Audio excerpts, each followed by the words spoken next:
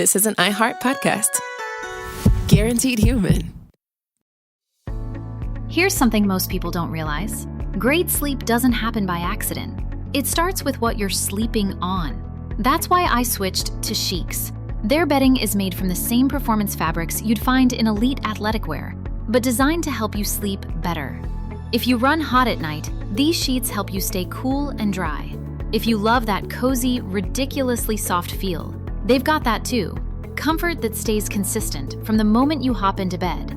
And for anyone with an adjustable base, this is a game changer. Their Stay Fit corners are the best I've ever tried. No slipping, no popping off, even when the bed moves. When your days are demanding, Sheets helps you wake up restored, not run down. Try them for yourself with their 60-night risk-free guarantee. Upgrade your sleep at Sheets.com. Hey everyone, it's Emily Simpson and Shane Simpson from the Legally Brunette podcast. Each week, we're bringing you true crime through a legal lens. Whether you want all the facts on the disappearance of Nancy Guthrie, or you still need to wrap your head around the Diddy verdict, we're breaking it all down step by step. And we're not just lawyers, we're also husband and wife. It makes for some pretty entertaining episodes. Listen to Legally Brunette on the iHeartRadio app, Apple Podcasts, or wherever you get your podcasts. When you feel uncomfortable, what do you put on? Biggie. You put on Biggie when you feel uncomfortable? Because I want to get confident. This is DJ Hester Prynne's Music is Therapy, a new podcast from me, a DJ and licensed therapist.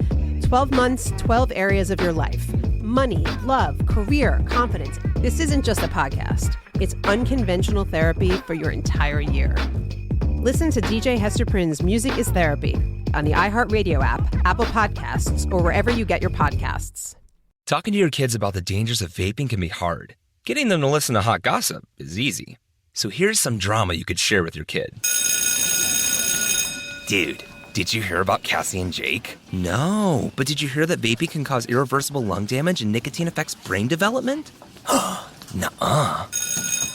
You don't need to gossip if you want to have an open conversation about vaping. So if you want to get tips on when and how to talk to your kids, visit talkaboutvaping.org. Brought to you by the American Lung Association and the Ad Council. The human body is a beautiful machine, and keeping it running means understanding how it actually works. Which is why This Podcast Will Kill You is doing a multi-part series on sleep, what it's for, why our bodies don't follow neat rules, and why modern life is not helping. When you consider what we know about sleep in humans, there's one rule that comes out. We are predictably unpredictable sleepers. We'll continue exploring how the body works with a multi-part series on digestive function. So listen to our newest series, which runs January 20th through February 17th, with new episodes every Tuesday. From the Exactly Right Network, listen to This Podcast Will Kill You on the iHeartRadio app, Apple Podcasts, or wherever you get your podcasts. Cool Zone Media. Hey everybody, Robert Evans here, and I wanted to let you know this is a compilation episode. So every episode of the week that just happened is here in one convenient and with somewhat less ads package for you to listen to in a long stretch if you want. If you've been listening to the episodes every day this week, there's going to be nothing new here for you, but you can make your own decisions. Hi everyone, it's James coming at you with a pretty nasty cold here. I wanted to share with you that wildfires have swept through Los Angeles in the last couple of days while I'm recording this. Thousands of people have been displaced. 5 people have died that we know of so far. Thousands of structures have been burned, and many, many people in LA will be finding themselves out of their homes with nowhere to go and with very few resources. If you'd like to help, we've come up with some mutual aid groups who you can donate to, and we'll be interviewing one of them on this show next week. So if you'd like to help, the 3 places where we suggest you would donate some cash are the Sidewalk Project. That's thesidewalkproject.org. K-Town for All. That's letter K, TOWNFORALL.org, and Etna Street Solidarity. You can find them on Venmo or I think on Instagram as well. That's AETNA-STREETSOLIDARITY. All right, I'm going to go rest my voice. Order in the court! Order in the court! Justice Robert Evans presiding. I see we have a fine jury here to take questions from the audience of our daily news show, which is also my courtroom. Everybody get it? Because I'm a judge now, legally? Because that's how the legal system works. All those rumors are finally have come true, huh? No, municipal judge, Garrison. That's not a Fed. Okay. Municipal. That's good. You're right. I will now for the rest of my life be able to say when people ask questions, well, as a man of the law, which I'm very much looking forward to. Not only able to say, Robert, but quite likely to say. Anyway, that's all I got. All right. This is the It Could Happen Here Q&A episode. We've got, what are we calling you now, Robert Evans? What's your title? The Honorable Robert Evans. And I actually did get the judge who made me a judge sent me a gavel, but I didn't grab it for this one. So I have the barrel and lower receiver from an antique sawed-off shotgun that belonged to a bootlegger, and I just sort of slammed that into my table. Great. I'm sure our editor will love that. Yeah. Yeah. Right, but before we broadcast, so you have a sawed-off shotgun. It's not functional. It's been destroyed. I see. Good. Didn't want a little Ruby Ridge moment. Yeah. We've got Mia Wong, Garrison Davis, James Stout, and the dishonorable Robert Evans. And Sophie Lichterman. Oh yes, me. Yeah. We're gonna do some questions. We posted it on our Blue Sky. If you're not following us on Blue Sky, we are on there. Blue Ski. One does not post on Blue Sky, Sophie. One skeets. I really hope that's not true because that's really embarrassing. Unfortunately, they really tried to get that off the ground. I don't see anyone actually using skeet. I saw someone using it in French, and it was a real moment. I use skeet. Garrison. Instead of saying send tweet, now I just say send skeet in conversation. Everyone loves it. Mm-hmm. Do you re-skeet? Is that a thing? Yeah, I guess you do. Mm-hmm. And we're moving on. I'm just going to throw out some of the questions we received online. I'm not even going to say the name of the app again because I'm afraid being labeled as an old. Garrison's embarrassed by me, I can tell. I didn't say that. But you thought it. I didn't think that. You did. Any advice for someone with a desire to do some hobby or freelance journalism in the coming few years? I want to actively fight for equality. Also, thank you for your questions, everyone. Mm-hmm. I don't thank you for your questions. I'm actively angry at you for your questions. Yeah, that's why you're the dishonorable. Yeah. Start rich if you want to be a freelance journalist because you'll progressively become poorer. Yeah. That is my... I have funded my journal. I love whenever people ask me questions like, how did you convince Cracked to send you to Iraq? I didn't. I bought plane tickets. Like, being an entertainer has always been what's funded my journalism. I guess my advice would be get really autistic about something. Ooh, problematic. Just like one thing. I get like really into it to the point where it kind of takes over your life. Your personal life starts fading away.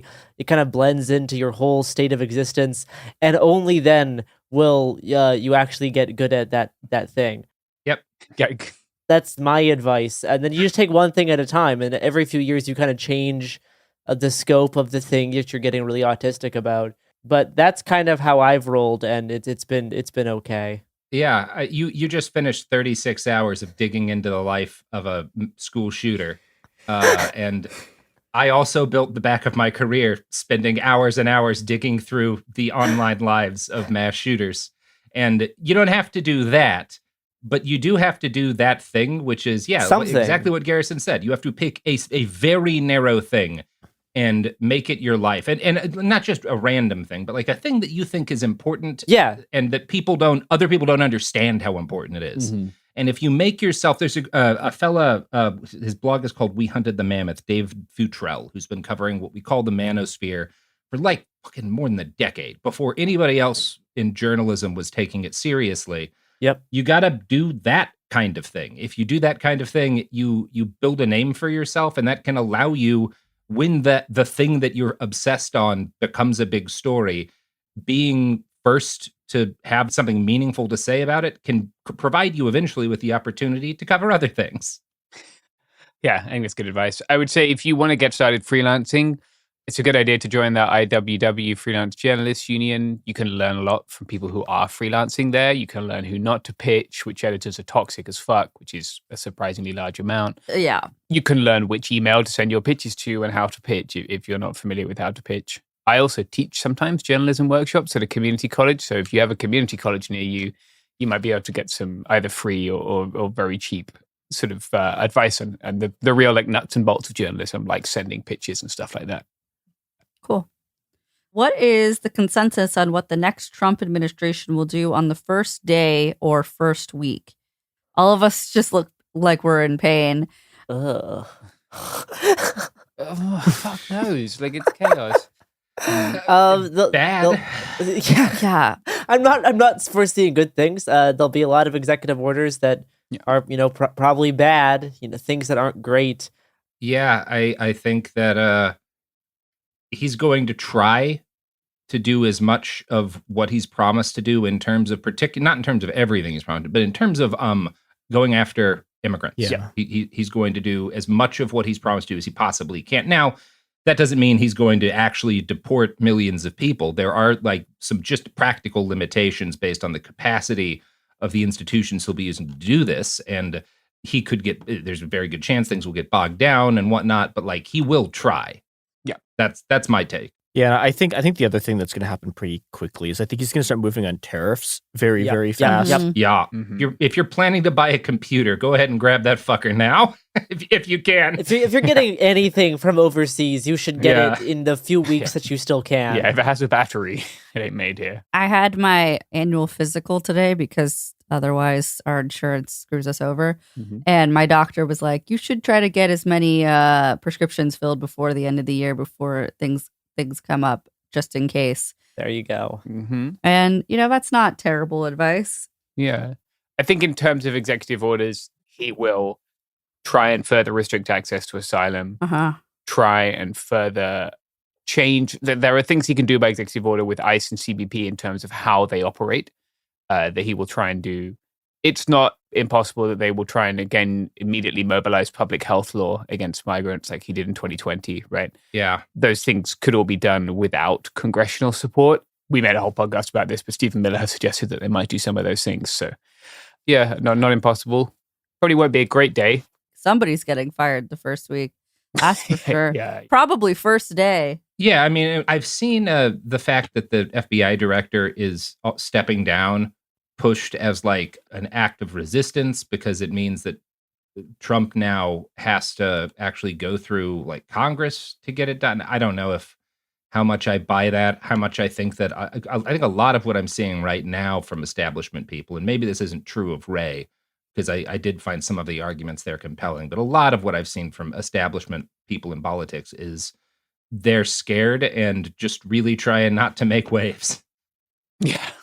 And I think that's what you're going to see overwhelmingly. I think that he's going to probably will not immediately act against the press and in a legal sense as the president. He will do that, but I think he's already suing differently, and I think that that's going to be kind of his focus there for a while, just because there's a lot on his plate. But I think there will be attempts like to fuck with libel laws and stuff, especially as things go on. Okay. Several of you have asked about the Android ad-free version subscription channel, and I want you all to know that it will happen next year. I have been trying to get this to happen for 2 years now, and for unforeseen reasons, it just keeps getting roadblocked, but it is happening. We're just waiting on a couple final things to get into place. So that will be happening hopefully very soon into 2025. I will update everybody as soon as that's possible. And I'm so sorry it's taken so long. I want you to know I have worked so unbelievably hard on this. Miserably hard. Yeah, we've seen it. Sophie has. It's been a nightmare. Harder than I have worked on anything else this year. Like it's been nuts. Yeah. And here's the thing that sucks. For no reason. No reason at all. Like, not that there's no reason to launch the app. There's a great reason. There's no reason it should have taken this long. Correct. But we can't say any more for reasons that are also equally frustrating. I'd like to say in general, folks, there's a few things that get brought up a lot. It's like, why haven't they done this yet? Why haven't they done this yet? And we're talking like technical things or like, things like a paid subscription. And they're like, why haven't they gotten around to it yet? And the answer is always some infuriating bullshit based on some bureaucracy bullshit. Some legal shit where you're like, you don't actually realize it's illegal to do this if you do it this way or whatever. Like some sort of bullshit that makes it impossible. It's not that we want to make this as easy as possible for people to have the best listening experience that we can afford to provide them. But there's a lot of annoying bullshit that exists for reasons beyond our comprehension. Sorry. Anyways, here's ads. Unless you have an iPhone and subscribe to Cooler Zone Media on Apple.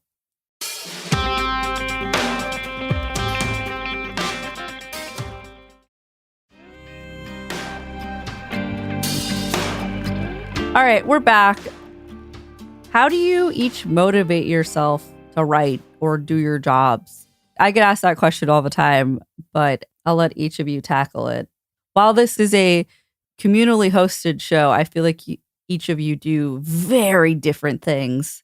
So your answers are going to be all over the place. So Garrison. Oh, well, I mean, paying rent's a great motivator. Sure. Yes. Understated. This is a big thing that a lot of people who want to be writers but have never done it for a living miss, is that all of your favorite writers who do it for a living, a big part of how they get over fucking writer's block is they have to pay rent. Yeah. Or a mortgage. Yeah. It turns out that helps. It's a quite compelling motivator. And now sometimes it does require the assistance of caffeine or other things. I have a variety of playlists to help me when I'm in like different moods. I definitely will, about maybe twice a month, I just do a complete body check to my sleep schedule to get a special project finished. And that's just kind of part of the deal, at least in terms of how I work. And not everyone does it this way, though. Maybe people are more healthy than me. Yeah, for me, okay, so the easiest way something gets done is just pure rage. I get really angry at something, and I can just do it. Like, it just comes out. The word. Yeah, anger's a great motivator. It's awesome. Yeah. The other fun one is pure joy at something funny happening, like the Shinzo Abe assassination.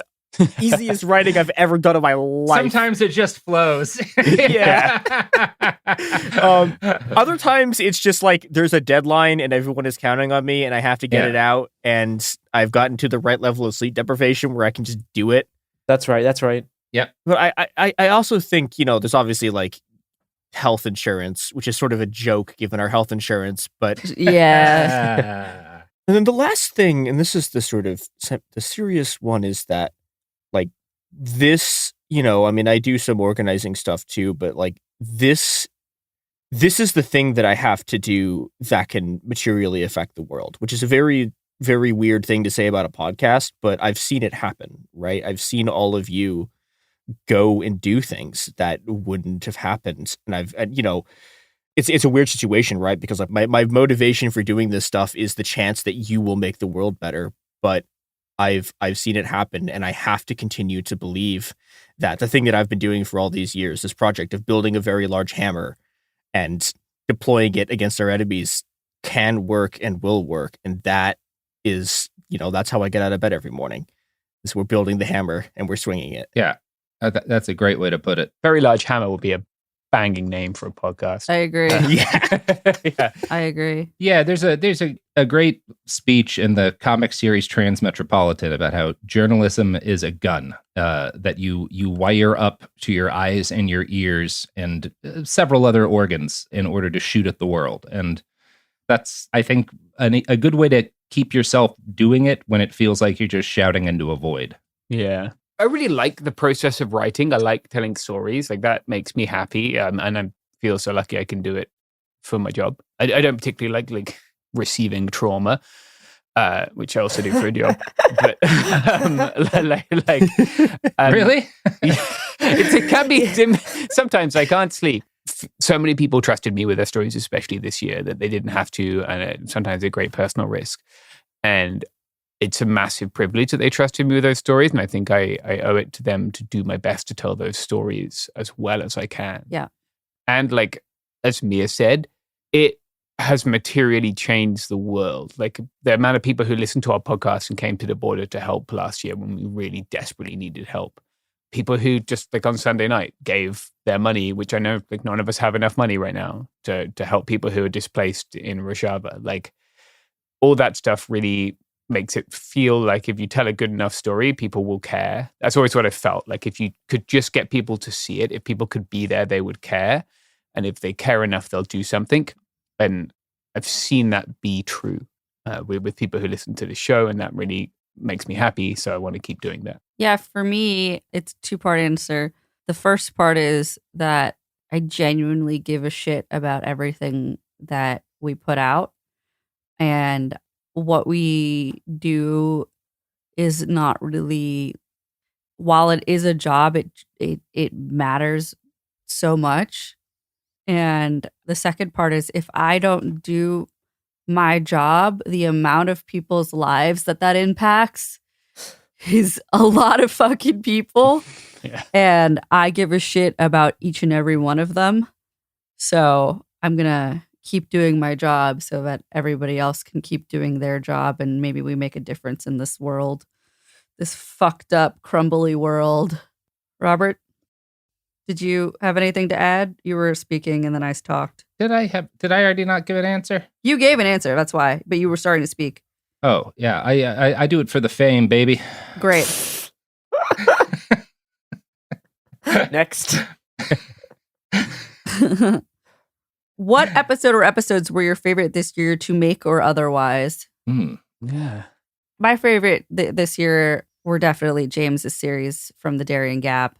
That was an incredible series. I'm so unbelievably proud of it. Yeah. James had been trying to do that work for a long time, and I'm happy that we were able to fund it and James was able to do the incredible reporting that he did. I'm also quite proud of Robert, Garrison, and I surviving the RNC and DNC. The RNC was a good time. Like, legitimately, that was a good time. A good I had a great time fooling the worst people in the world. It was the DNC that fucked me up. Yeah. Yeah. Same. I was like destroyed emotionally after the DNC. Yeah. The DNC was really a huge bummer. And then Mia's covered some of the most important labor stories that like nobody covers. Absolutely. Yeah. And like without those, genuinely like nobody covers like small labor stories or big labor stories. And she's always on top of that beat. And yeah, I also really just like Robert's Don't Panic episode was something. Yeah. Some great writing, my friend. I answered. Now everybody else has to. Well, I'll start with Mia. There's weirdly a few this year. Cool. I normally isn't. So I like the Boeing ones. That was fun. Yeah. The one that was most emotionally impactful for me was getting to interview Dr. Julia Serrano, who, if you haven't listened to that episode, go listen to it. Great book. Yeah. Whipping Girl is the book that literally created a bunch of the, the concept of misgendering is like from that book, right? Like the language that we use to talk about transness today, like is directly her. And so few people have ever read the book. So few people even know who she is. And getting a chance to talk to her was like incredible. And I'm also really happy about the organizing one that I did because I've gotten so many messages from people who were just like, oh, wait, my knitting is useful to organizing. And I'm like, yes, yes, it is. Your knitting, you're so incredible, staggeringly useful. Yeah. So I'm proud of that one. Yeah. Let's take a quick break. And then Garrison, Robert, James, you can answer that question.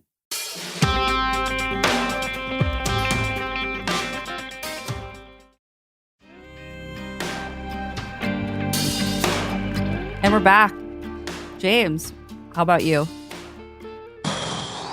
I'm proud of doing the Darien ones, I think. Like I'm so happy that we finally got to a place where like we could do that, where we could fund that. Like I've been trying to do that, like I said, for nearly a decade. It's been hard and it continues to be hard. Like one of the people you heard from in those episodes got deported last week. And so like it continues to kind of be emotionally difficult, but I really liked how many people messaged me and were like, I sent this to my father, uncle, not just dudes, aunts and their mums too, I'm sure, and like non-binary relatives, but like, well, maybe not because they sent it to their right-wing relatives and they like learned some compassion. that's always what you want to do. Like I said before, you want people to see it so that they care and so they understand it and they don't just get this stupid Fox News bullshit racism stuff. And so, yeah, that made me really happy. The reason we're all different on this, by the way, is because we have not done a Come 2024 episode. And if we had, this would have been a much shorter segment. James, let me just tell you, I think we can all look forward to a white Christmas this year. Jesus motherfucker. This is going to be coming out after that. I set him up. It's my own fault. Wow. I guess I'll go now. I'll just sure clean out the aftertaste of that. So that was even worse. I think I started out pretty strong with police drones, even more topical as we record this now, as New Jersey is about to get completely abducted, I think, by alien aircraft. Yeah, there's no one left in New Jersey now. Yeah. They've all been taken away by all these unidentified drones. That actually happened 3 days ago. It just took a long time for the rest of the country to notice or care. Bruce Springsteen hasn't made a song about it, so we have no way of knowing. Besides the mass hysteria of the New Jersey drone panic, police drones are a real problem, and those are going to be increasingly so. I was happy with my reporting on that at CES. And then I guess, I mean, to echo Sophie, I had a great time at the RNC. It was fun. A sentence I never thought I would say. Yeah. And particularly the RNC Grinder episode, I still think is pretty good. It was pretty great. It's a banger. The amount of places that Garrison and I snuck into at the RNC, a time. It was really dangerous too, because I was having to do my RNC research next to Robert and Sophie the whole time, and oh boy, it's like a minefield scrolling through that app. Yikes. An experience, to say the least. Any thoughts on the proposed 2028 general strike? How are people feeling about that? I'll start with Mia.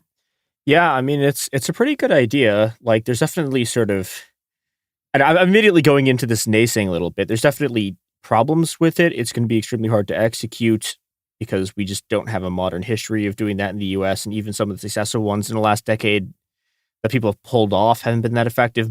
But on the other hand, as something that we, a concrete thing that we have to organize towards that has a bunch of like pretty large unions behind it already.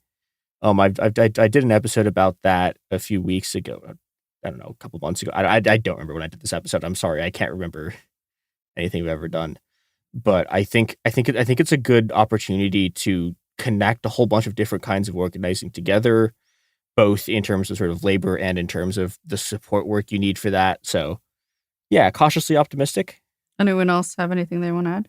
The time to start figuring out those logistics is now. It's not waiting till 2027. Yeah. I agree, Garrison. I think that the fact that there are serious people who represent serious unions talking about it is part of why it's one of the things that does give me a degree of hope. We're going to have to start working now towards it. It's not going to be simple in any way, shape, or form. If they see it coming, they are going to start trying to criminalize things preemptively. If it is something that even looks like a real possibility, they're going to come after it with everything they've got. And it's one of those things where maybe if the midterms go well for Democrats, maybe Democrats stop that, but it's just as plausible and probably more plausible that Democrats line up with Republicans to attempt to criminalize something like that. Yeah, it's strange to be seeing something like this organized so far off. Like it's like Yes. it's not something any of us are familiar with. Which it has to be clear. Yeah, it has to be. Barring like an actual coup, that's the only way you get a general strike, right? Like either something so earth-shattering that everyone's ready to risk it because they're already in danger, or you take the time and you plan that you do it properly. But it's just not something we're familiar with. I love a general strike. I'm always going to support a general strike. I'm excited to see a general strike. But yeah, we have to put in the work now. Yeah, the only responsible way to characterize the organized left in the United States is a complete and utter failure. Like it has been a calamity for the causes that it seeks to represent. And a lot of that is because of like fucking bullshit online clicktivism. Mm-hmm. We're all going to do a general strike. Everybody get ready. Next week, we're going to do it. Shit like that is it's just so deeply unserious. And if we're going to take the momentum and the energy that exists and the number of people who are angry and who, and that number of people will be increasing as the consequences of conservative policies hit home by 2028. Like, it has to be something taken deadly seriously by very serious people who are thinking through the consequences and what's necessary in order to make this feasible, And lastly, do each of you have, a movie or a book or something you would like to recommend? In 2025, when I finish my books, you should buy it. Yes.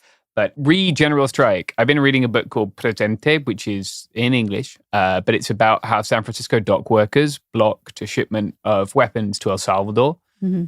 And it just seems a very relevant book, and they did it to Pinochet as well. It's easy to read, and it just reminded me how important labor organizing is going to be in the next 4 years and how powerful it can be too. So I'll give that one a little plug. Excellent. There's a film called The End Will Be Spectacular, which was about the Kurdish youth movement in northern Kurdistan in Turkey. It's a really good film, I think, to help you understand the Kurdish freedom movement. And it's worth a watch. It's not necessarily a happy, feel-good film, but I think it's worth a watch, especially if you've recently become interested in that because of what you've heard on the podcast. Mia.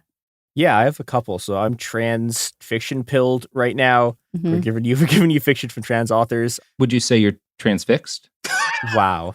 Nice. I walked right into that one. Drove directly into it like JFK's head into that bullet. Oh my God.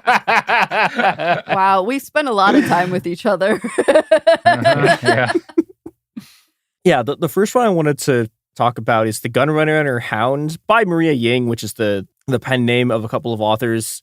Okay, so this is an absolutely unhinged lesbian book about a lesbian crime lord and her new bodyguard who is also a lesbian, and it rules.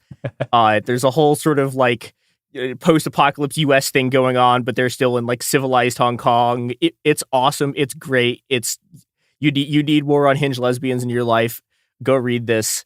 The other one is One of the Boys. This is forthcoming. Is going to release May 13, 2025. By Victoria Zeller, and it's about a trans girl who's the kicker on her football team, and she has to leave the team because she transitions, but then the team needs her back because they don't have a kicker, and it's fun. It's a good time. So you should get that when it comes out. Yeah, so I'm actually right now in the middle of a book that I found myself surprised by how much I've liked. It's called When Paris Went Dark, and it is a history of the occupation of Paris under the Nazis. That is a really fascinating social history by Ronald Rosebottom that I found very emotionally affecting, especially in light of, some things going on. And yeah, just kind of a fascinating look at the psychology of a people of an entire people kind of grappling with what's about to happen to them in the wake of the failure of the French army and then what happens next. And then I would also recommend Setting the Desert on Fire by James Barr, which is one of the books about T.E. Lawrence that I cited in the T.E. Lawrence episodes. If you are at all interested in the realities of needing to fight an insurgent war. Gare? I guess just two recent things I've enjoyed. Finally finished The Steppenwolf by Hermann Hesse. Yes. I enjoyed that deeply. It kind of picked my Twin Peaks: The Return brain, so that was pleasant. For a more recent release, Luca Guadagnino's new movie Queer, adapting the short story by William S. Burroughs. I found this movie to be utterly fascinating and transfixing, to use the term from Mia. Robert. I don't have much else to say about it because I would rather people just watch it and take away what they want to themselves. But it got me thinking a lot about the lack of meaning inherent to identity and why I hate the term queer bodies. So yeah, good movie. Awesome. I just have one movie to recommend, and it's one of my favorite movies of all time. The original 1973, The Wicker Man. Not the fucking Nicolas Cage version, the original version. And if you have a local theater that plays old movies, a lot of times they'll play play it in theaters, and I highly recommend that experience. It's really fun, especially at the end. I see it in theaters or watch it at least once or twice a year, and vibes are good. Yeah, that's it for our Q&A episode. Thanks for submitting, and goodbye.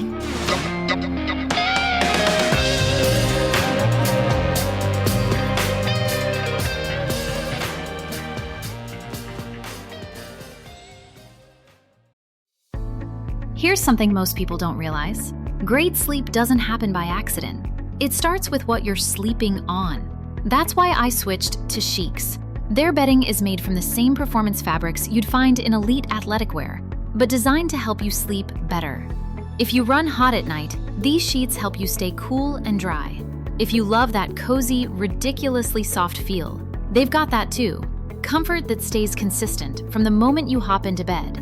And for anyone with an adjustable base, this is a game changer. Their Stay Fit corners are the best I've ever tried. No slipping, no popping off, even when the bed moves. When your days are demanding, Sheets helps you wake up restored, not run down. Try them for yourself with their 60-night risk-free guarantee. Upgrade your sleep at Sheets.com. Ever feel like you're being chased by the marriage police? Welcome to Boys and Girls, the podcast where dating isn't dating. Arranged marriage is basically a reality show, except the contestants are strangers and your entire family is judging. You're sipping coffee with one maybe, grabbing dinner with another, and praying your karmic Ken or Barbie appears before your shelf life runs out. Trust me, I've been through this ancient and unshakable tradition. I jumped in hoping to find love the right way, and instead I found chaos, cringe, and comedy. And now I'm looking for healing. Boys and Girls dives into every twist and turn of the arranged marriage carousel. The meet awkward, the near misses, the heartbreak, and let's not forget all the jokes. Listen to Boys and Girls on the iHeartRadio app, Apple Podcasts, or wherever you get your podcasts. This is Ryder Strong with a podcast called The Red Weather. In 1995, my neighbor, Anna Trainer, disappeared from a commune. It was nature and trees and praying and drugs. So no, I am not your guru. And back then, I lied to everybody. They have had this case for 30 years. I'm going back to my hometown to uncover the truth. You can now binge all episodes of The Red Weather on the iHeartRadio app, Apple Podcasts, or wherever you get your podcasts. You know Roald Dahl, the writer who thought up Willy Wonka, Matilda, and the BFG. But did you know he was also a spy? Was this before he wrote his stories? It must have been. Our new podcast series, The Secret World of Roald Dahl, is a wild journey through the hidden chapters of his extraordinary, controversial life. His job was literally to seduce the wives of powerful Americans. What? And he was really good at it. You probably won't believe it either. Okay, I don't think that's true. I'm telling you, the guy was a spy. Did you know Dahl got cozy with the Roosevelts, played poker with Harry Truman, and had a long affair with a congresswoman? And then he took his talents to Hollywood, where he worked alongside Walt Disney and Alfred Hitchcock before writing a hit James Bond film. How did this secret agent wind up as the most successful children's author ever? And what darkness from his covert past seeped into the stories we read as kids? The true story is stranger than anything he ever wrote. Listen to The Secret World of Roald Dahl on the iHeartRadio app, Apple Podcasts, or wherever you get your podcasts. Welcome to Dirty Rush, the truth about sorority life, the good, the bad, and the sisterhood. With your hosts, me, Gia Giudice, Daisy Kent, and Jennifer Fessler. Rush, the recruitment, the ritual, the reality of Greek life has been a mystery for those outside the sorority circles until now. Is it really a supportive sisterhood that's simply misunderstood? Or is there something more scandalous happening on campuses across the country? In this podcast, we pledge to peel back the layers and spell out the truth one Greek letter at a time. Pledges and actives, rush chairs and ritual keepers. Some call it the best time of their life, while others say it's a nightmare. From a perfect rush to recruitment scandals, what is really going on behind the doors of those sorority houses from Alpha to Omega? We're taking you inside Sorority Row, including the chapter room, as we explore the fellowship and the frenemies. Let's get dirty. Listen to Dirty Rush on the iHeartRadio app, Apple Podcasts, or wherever you get your podcasts. Welcome to It Could Happen Here. This is our 2025 predictions episode. We were starting to bicker off mic about what we predicted last year, and I was talking about the things we predicted. And one of the things I predicted early on, I was like, I think Kim Kardashian will be part of the Trump cabinet. And like, honestly, goals at this point. But I'm not that far off, though, like, because essentially what he has done is he's basically tried to go for people that are good on TV. It's true. It's true. And like going off of that reality TV energy. Finally, we will acknowledge the Armenian genocide. Oh, I was vibing, okay, James? I was vibing. No vibes allowed. No vibes allowed. Sophie, genocide. Just, I know. James. All right. Vibe aside. God. All right. Mia Wog's here. I'm Sophie Lichtenberg. Garrison's here. James Stout's here. And the dishonorable Robert Evans is also here. I judge that nickname bad. Jesus Christ. Wow. So let's go over some of our terrible 2024 predictions just briefly. Now, unfortunately, there was a lot of election ones, which were very sad to listen to. Oh, no. God. Now, we were correct about many things. We did talk about how Harris would probably be a really bad candidate to run against Trump. Totally forgot about that. We did? We did? Yeah. Huge dub for us. Yeah. Massive L for the country. Oops. See, at that brief period of time when Biden stepped down, it really felt like it might be. I mean, she did better than he would have done. Like, But, well, I think that's just because we were still just reeling from that debate so bad. Yeah. That like anything was like, oh my God, there's like a lifeline. Look at how she can walk 30, 40 feet at a time. Exactly. Sentence. Good God. None of us picked Vance specifically at that point in time, but we did pinpoint Trump's orbit and his like campaign crew pretty well. Like Mia predicted that RFK Jr. could be a Trump VP pick, and though he didn't become VP, he essentially kind of took over the VP like campaigning role from Vance in like August. Yeah, because Vance was so bad at it. We all decided that like Vivek was simply like way too loud and like obnoxious, so Trump would like find some other spot for him. Stand by that. And that's what happened. He's still in the orbit, but he's not super close. Sophie talked about possibly Kristi Noem as getting linked in with Trump, maybe for VP. Now, that didn't happen for VP, but Kristi Noem is in the cabinet. Good job, past me. Yeah, and Robert said that he would not be shocked if Trump got close with Tulsi Gabbard. Oh, Robert. And womp, alas. Womp. Other less good predictions. I predicted that a Daily Wire host would get pied. Unfortunately, did not come to pass. There's still time. It's still 2024 as you're writing this. Not when this airs. Not when this airs. Yes, Kim Kardashian getting into politics didn't really happen. She kind of stayed at her regular coast level. Sorry, Sophie. So far, trust me, she did all those things when Trump was elected the first time, where all of a sudden she was like, with other lawyers trying to get people out of jail by utilizing Trump. Yeah, I mean, and she was doing that with the Biden campaign as well. Not as visibly. The Harris campaign. She was meeting with Harris multiple times. She kind of stayed at this like distant but like talkative place. That's the Kardashian way, distant and talkative. Speaking of, your other prediction was that people would start forgetting about the Nazi stuff and Kanye would put out a well-received album, which kind of happened. Yeah, a little bit. God, I haven't thought about Kanye in so many months. It was really nice. Oh, well, it's over now. It was really nice. Thanks, Garrison. Lastly, my failed prediction is that if Trump won the election, there would be 2 solid weeks of rioting, which simply did not happen. Yes, nothing happened. And I just think it's actually kind of interesting. And we will maybe unpack that in the coming months as Trump's second term kind of settles in. I'm sure we will kind of revisit why we think this did not happen. Certainly am curious about what Inauguration Day will look like. But yeah. That was a lot. Also, sorry, Morsi is still alive. David Scavenge is still alive. Putin is still alive. And though James did say that Assad would eat it, and though Assad didn't die, he kind of did eat it. Well quote done. unquote. Well Yeah. done. I mean, James, yeah, that's got to be the biggest dub of the year. Eat it. that is. That's right. Damn, I'd forgotten all about that. Really happy with myself now. James, I'm so proud of you, buddy. You got to pick another one this year. Yeah, I know. Min Long, baby. He's next.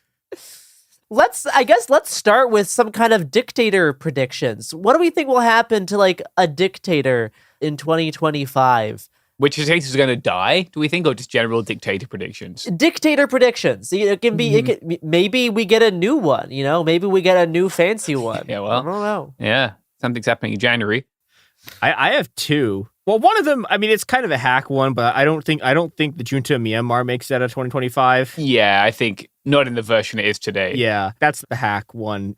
The other one is another Assad one. Is I think someone actually does assassinate Assad. Well, he's like he gets too full of himself and he goes to Abu Dhabi and some Muslim Brotherhood guy just whacks him. Yep. Okay, my Assad prediction is he becomes a Russia Today host. That's my Assad prediction. Oh my gosh. Yeah. No, he's going to open his ophthalmology clinic. No, I mean, I think he's going to get signed to host a podcast by a little network you might have heard of called Cool Zone Media. Congratulations, guys! Let's bring him on, Sophie. Get him on the Zoom. Tell him he can hop in the room now. Bashar, baby. We are merging with Tenet Media to bring out our friend Assad. Yeah, Bashar al-Assad. Right. Yeah. Welcome to the pod, Bashar. He's actually doing a whole media tour with the Pod Save guys next week. That's got to be fascinating. Pod Save Baathist Syria, the most cursed podcast in the world. My dictator / world leader prediction is that this might be Netanyahu's I was thinking. Yeah. last ride. From your mouth to whatever fucking clot is working its way through his coronary system. God, in a year, I really fucking hope I'm right. Oof. We all do. I don't know what else to say there. Yeah. Yeah. That's be a good thing for the world. Yeah, I mean, we are verging into not doing predictions, just doing hopes and dreams. Yeah, well, I did Morrissey like that last year, and we didn't get it, and I'm sad. We need some hopes and dreams out in the world, I think. Fair enough. Yeah. Do you know what else we need, team? Money. From these advertisers, that's right. Mm-hmm.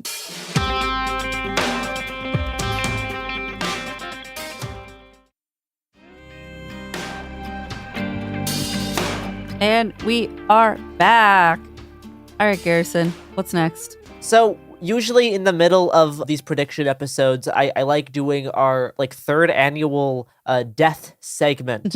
Who do we think will die? And I guess we kind of touched on this briefly, but I don't think we actually secured death for any of those people in our predictions, just that they would, have circumstances change. Though, for this year's death segment, we have a bit of a twist.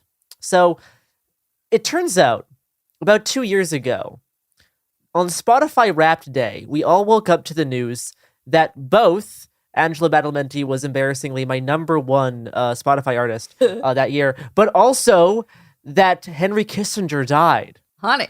And this Spotify Wrapped Day, we woke up to the news that the United Healthcare CEO was gunned down in New York City. So, Spotify Wrapped 2025. Who's dying? Who's dying?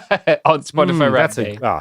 On Spotify Wrapped Day. So this is what? Late November, early December. We don't really know. Spotify Wrapped Death Day predictions. So long, farewell, Avida, say goodbye, Mitch McConnell. That's a good one. That's an easy one, but okay, I'll give it to you. I'm thinking who's got to get through most of the year but not finish it out, It's tough. I'm going to make my call, Tayyip Recep Erdogan. That's my hope. Ooh. That's a long shot, I know, because he doesn't seem like he's in bad health. But that's a big one. Kissinger was a long shot too, because he was arguably immortal. He'd kept living for so fucking long. So long, farewell, Avida, say goodbye, Elon Musk. I was going to say that. I think he might die. You think we're finally going to get that drug overdose, huh? he just seems to be spiraling so hard right now. The spiral's mad real, yeah. He's getting everything he wants, though. But I mean, that also It's true. Sometimes that's dangerous. Yeah, especially if you are addicted to a drug that you can get in unlimited pure quantities, and no one will ever say no to handing it to you. We have some more Musk predictions for later on in the episode. Okay, but I can see of some, like famously the Secret Service, not. Not great at hiding their own drug problems. I can see possibly with Musk entering a new level of comfort, maybe the spiraling a little too far out of his control. He and 2 Secret Service agents are found dead with fentanyl-infected blow. Oh, or man. Maybe a SpaceX launch goes really wrong. Who's to say? Damn, I gotta think of who my Spotify Wrapped Day death is. I have a long shot. Ooh. Okay. Here's your long shot, man. My long shot is that sometime on Spotify Wrapped Day, J.K. Rowling sees a trans woman just like existing and gets so mad she has an aneurysm and dies. No, she's looking through the Spotify Wraps and she knows that trans women make the best music, and she sees it, gets so mad, she just keels over. She transvestigates every single female artist on the Spotify rap list and dies of sleep deprivation doing so. Her own fans start transvestigating her. This just drives her off the edge. Yeah. Okay. I have a real long shot here, but I can see how it could happen. So we're in like what? Like month 10, 11 of Trump term 2, right? Mm-hmm. The right-wing Nazi content creators are settling into their kind of groove. Some of them aren't really happy at Trump not carrying on all of his big lofty promises. And one disgruntled fan of Nick Fuentes does something crazy on Spotify Wrapped Day. And that's my prediction. Is that somehow some really weird like stalker or fan does something to Mr. Fuentes. Just pure prediction on what would be the oddest thing to happen, but something that could totally make sense. Maybe it's like an old Kanye fan, from Kanye and Nick from his Nazi era. Yeah. I don't know. I feel like it's his fandom's getting close enough to pull some weird crazy shit like that on a deeply parasocially destructive level. Like Stephen King's Misery. A misery happens to Nick Fuentes, but he doesn't make it out. That's my Spotify Wrapped prediction. I have said for years, Nick Fuentes is going to go down live, probably. Maybe live. He's going to go down like George Lincoln Rockwell. It is not going to be like an enemy of his that does it. It's going to be a result of his incredibly messy personal life. Yeah. Like someone is going to take him down. Mm-hmm. Like it's that. Yeah. Yeah. That feels right. Mm-hmm. Do we have a non-categorized predictions? Is it that time yet? Sure. Now that we have finished our Spotify Wrapped predictions, and I do not know who my top artist will be. This last year, it was Trent Reznor, so salute that flag. Okay, Garrison. Challenger soundtrack. That thing fucking bops. I tried to make Robert watch that on the way to, was it the DNC or the RNC? I don't remember. But he wouldn't watch it with headphones, and so it was just on the plane. I think it was the DNC. Yeah, that's terrible. Yeah, I think I was reading a Nick Land piece during that whole flight. That makes sense. Right. Honestly, that's a vibe. That actually pairs quite well. I landed completely deranged. It was great. Ready to work. A prediction that I have is that Trump basically tries to move a lot of the main time he spends to Mar-a-Lago versus the White House. I feel like he's going to make Mar-a-Lago some national monument type shit so that he can take whatever the fuck documents he wants from the White House to Mar-a-Lago and spend as much time there as he wants and make that a national residence or some shit. Winter White House? Yeah. Yeah. The Whiter House, one could call it. Yeah. So true. True. Garrison, no. I'm kind of interested to watch what happens with AOC over the next year, because She has definitely Yeah. become, to a lot of folks, the progressive and on the left, like a villain over the last year. Yeah. And I kind of wouldn't be surprised if, like, assuming there's still politics in 20 years, when we're talking to young people, they think of her like Pelosi, and we're like, oh, you've got to understand, when things started out, this was a very different person. Yeah.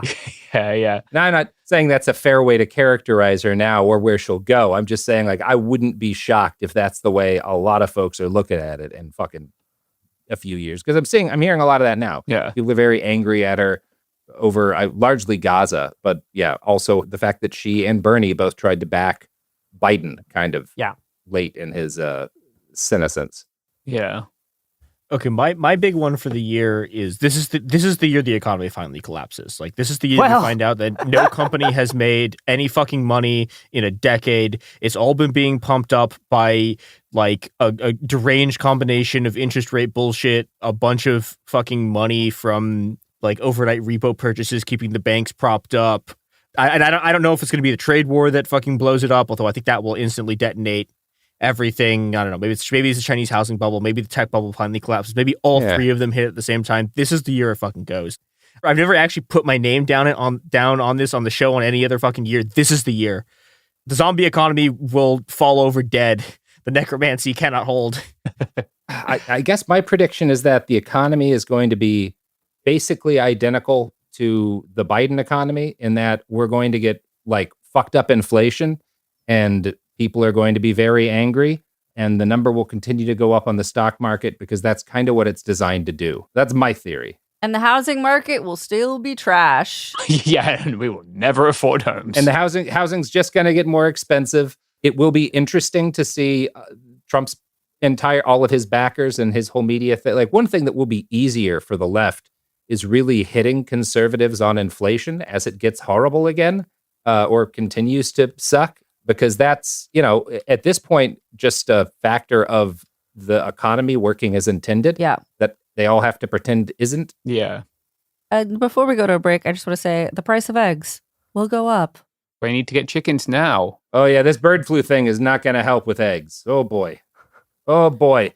Get your eggs now. Buy thousands of dollars of eggs now. If only there was some kind of device to make eggs that you could have in your own garden. Oh, my goodness. It's time for ads.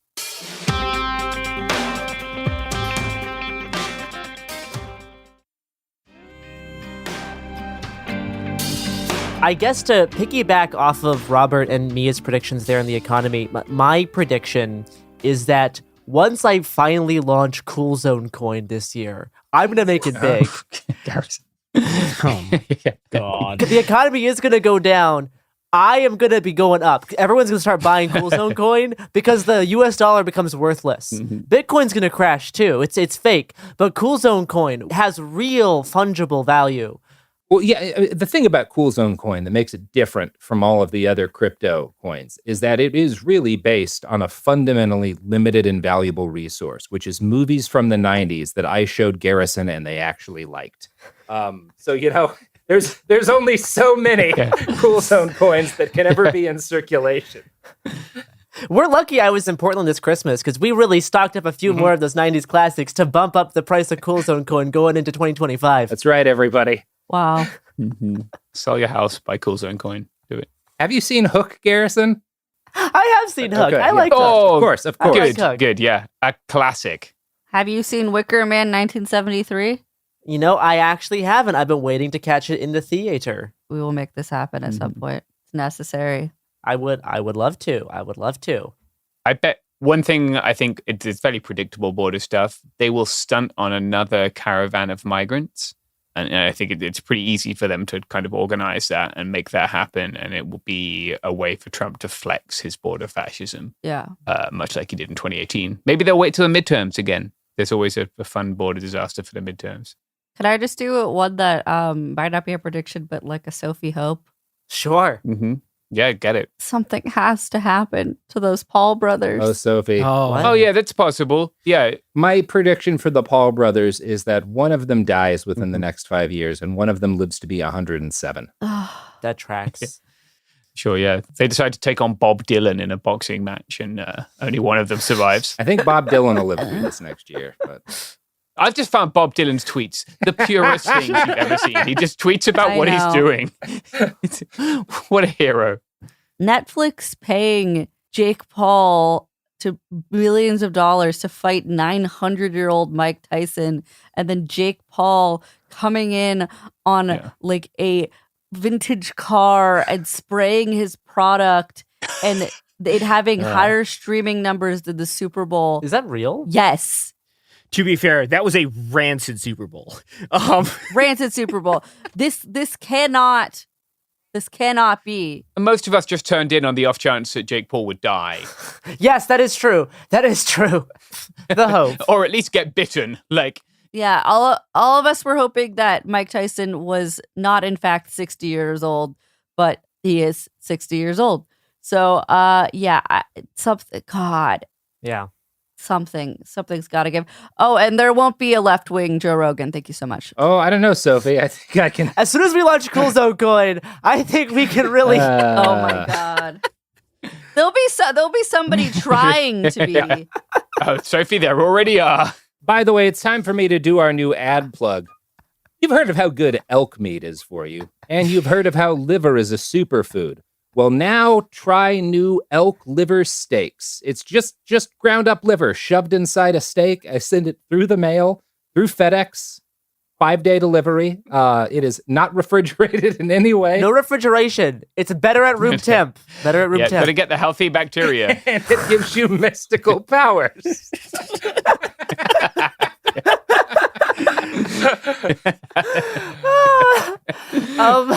One of my, I guess, more hopes and still partial predictions is that National Guard gets into a scuffle with Border Patrol in some kind of blue state. Yeah, good chance. We have some brave and strong governor is gonna salute the troops and send out our proud National Guard boys to fight off ICE. And that's just a battle I would love to see. I've been wanting to see that ever since Portland 2020. I've been wanting to see National Guard troops fight against federal forces. Two groups of men who don't really know how to use their guns, using their guns. No. It's going to be amazing. It's a battle I've wanted to see for like 5 years. Whose plate carriers should have the top closer to their nipples? It's anyone's game. I need to see it. Come on. I would like to see it from a distance because that would be a shit show. Yeah, from a sizable distance. Yeah. General Whitmer, let's go. Let's go. We're expensing a fucking telescope for that firefight. Yeah. A periscope, maybe. I trust the Iraqi army more than either of those sides. Yeah. I've seen a lot of dudes fire guns while ducking behind a K-beam, holding the gun They above love the head. doing that. It does look fun. Yeah, it is, yeah. It does look a lot. I would like to do that. But they kick me out the range every time because of woke. How sad. Well, not anymore, James. Yeah, that's also the casualties, yeah. Not anymore, James. Woke is beaten. Yeah, that's right. Yeah, they went woke, they went broke. I'm going to buy the range. That's right. And we'll all file from behind the bench rest now. Oh, Mamma mia. Other predictions. Maybe we'll get a good solid couple of weeks of rioting again, like Garrison said. Like maybe it'll only take a year or two this time. I don't think that anymore. Something will have to change. Yeah. There will have to be a material change in either organizing or social conditions. Because people will need to either be vastly more desperate than they are right now, or they will need to have a specific reason to think, well, this time getting out on the street might do something. Yeah. I think we're going to kind of continue the trends that we've been seeing, which points towards a bit of an apathy towards like big popular mobilizations and more towards kind of bizarre lone wolf attacks. Something that, could be slightly problematic or, possibly darker predictions. I think we'll have like a really bad Luigi copycat within the next 4 months. Sure. Yes. The years of Luigi. Like, it's not going to be good. It's not going to be good. There's probably going to be a situation where some guy either gets, the best case is that he gets killed immediately by the dude's security. The worst case is there's a big public firefight and a whole fuckload of people get hit. Yeah. Didn't I predict that there would be a big public crime with a 3D printed gun last year? I think that was the year before we talked about that. Damn. Okay. So close. And yeah, you know, I mean, this certainly does kind of fit that mold. We'll see how much that like gets focused on in the trial and like continued reporting. Yeah. And in the legislation too. I missed a death. We can also include it in the hope section. Matthew Iglesias, that motherfucker has been standing bullshit for 20 years. It cannot continue. He's lost the juice a little bit. I think he's on the way out. All right. Something very funny did just happen that we should talk about as a team. Senator Doug Mastriano, who taught a 30-year U.S. Army veteran who taught at the War College, just tweeted an indignant, furious tweet about the U.S. government not being honest with Americans about like what's happening with these drones. And the picture of the crashed drone is a TIE fighter that's like a model TIE fighter on the bed of a flatbed being driven through. Yes! We've all lost our minds. Taught at the U.S. Army War College. Oh, they're not sending their best people. Oh, fuck. That's funny. Oh, that's beautiful. Amazing stuff. That's one of the best things I've seen all year. Oh, God. Fuck me. Finally, I like to close our predictions a little bit on Trump's cabinet. I think it's pretty safe to say, considering his last presidency, we'll have at least 1/3 cabinet turnover by the end of the year. Yeah. This is something that we've been talking about a lot. When do we think Musk is going to get the boot? And based on the way Trump's kind of positioned him, I'm not sure if it's going to be as soon as what we all kind of initially thought, because Trump has kept him out of his inner orbit, but pretty solidly in his middle orbit. Like, he's not in any, like, real position, right? Yeah. He has Doge, but, like, come on. It just came out that he's not going to be able to get the highest security clearance. There you go. That's funny. But, like, he has him sitting next to his family at Thanksgiving. Totally. Yeah, which is... No, totally. And especially in, like, the 3 weeks after the election, they were like honeymoon, right? Yeah. They were neck and neck. And some of that's going to, like, start dissipating. Musk can't get fully booted out because, like, you know, the federal government needs SpaceX and like Musk's other like technologies. So like they will remain friendly, but like they're not going to be in the close position that they are now. I initially put that date for being March 20th, 2025, you know, 2 months after Inauguration Day. It's enough time to get, you know, for someone like Trump to get tired of Musk's like personality. But I think I might stretch that out a little bit more now than my initial prediction. I think they might do a little bit more of a long-term game here. But that also means that Musk maybe will not have as much like constant influence as what it was first looking like in those 3 months after the election. I think that RFK Jr. is probably pushed out of the picture before Musk is. Yeah, if he tries to get rid of the fucking polio vaccine, it's going to be a real quick trip to the unemployment line for Bobby Boy. Yeah, I don't think Trump's that reckless. No. Like that would be quite a line to get rid of the polio vaccine. Trump's also old. Like he remembers. Yes, he's that old. Met people. But if RFK Jr. could get the wheat ingredient out of the McDonald's fries, I'd be most obliged. Oh yeah, no, I'm sure that he's gonna reverse 100 years of corn subsidies and get corn syrup out of our Coca-Cola. I believe in RFK. Yeah. I feel pretty good about the continuing legality of Kratom as long as he's the HHS head. There you go. All it's going to take is one of Joe Rogan's friends speaking in his ear. And we'll be all right. We're going to have legally required DMT for everyone in the country. Yeah, why not? I think we need, and I've been saying this for years, we need to put the lithium back in the water. We also need to use those crop dusting planes and just like fill them with Xanax. Just calm everyone down. Take everything back a couple of steps. All right. I'm going to go pet some dogs. So the podcast is over. Happy New Year, everyone. Happy New Year, everyone. I do want everyone to pick one thing that they're going to do this year that'll improve their life, however small. For me, I'm going to get a new mirror. We're going to all pick one thing. We call that Project 2025. It's what one thing we can do to improve our lives and, you know, and then by extension, the lives of everyone else around us. So make sure everyone has their own personal Project 2025 going into this next year. I think we will need it. Yeah. I'm holding my Project 2025 in my arms right now. Your new dog. Your new dog. I adopted Anderson, a sibling, and her name is Truman. Lovely. After our greatest U.S. president. After not the greatest U.S. president, I would never name a child of mine after our president. After the sheriff in Twin Peaks. That's right. Also no. All right. Well, we love that. After the house that Vivek Raman, who grew up in the Truman Show house? Oh, Matt yeah. Gates. Matt Gates. That is Matt Gates, yeah. Named her after Matt Gates' childhood home. Matt Gates is like totally out of a job now. That's so funny. It's very funny. It's very, very funny. And I feel that's so and good. I feel like we should end on that note. So ha ha ha ha ha to Matt Gates. Anyways, Anderson, Truman, let's get the fuck out of here.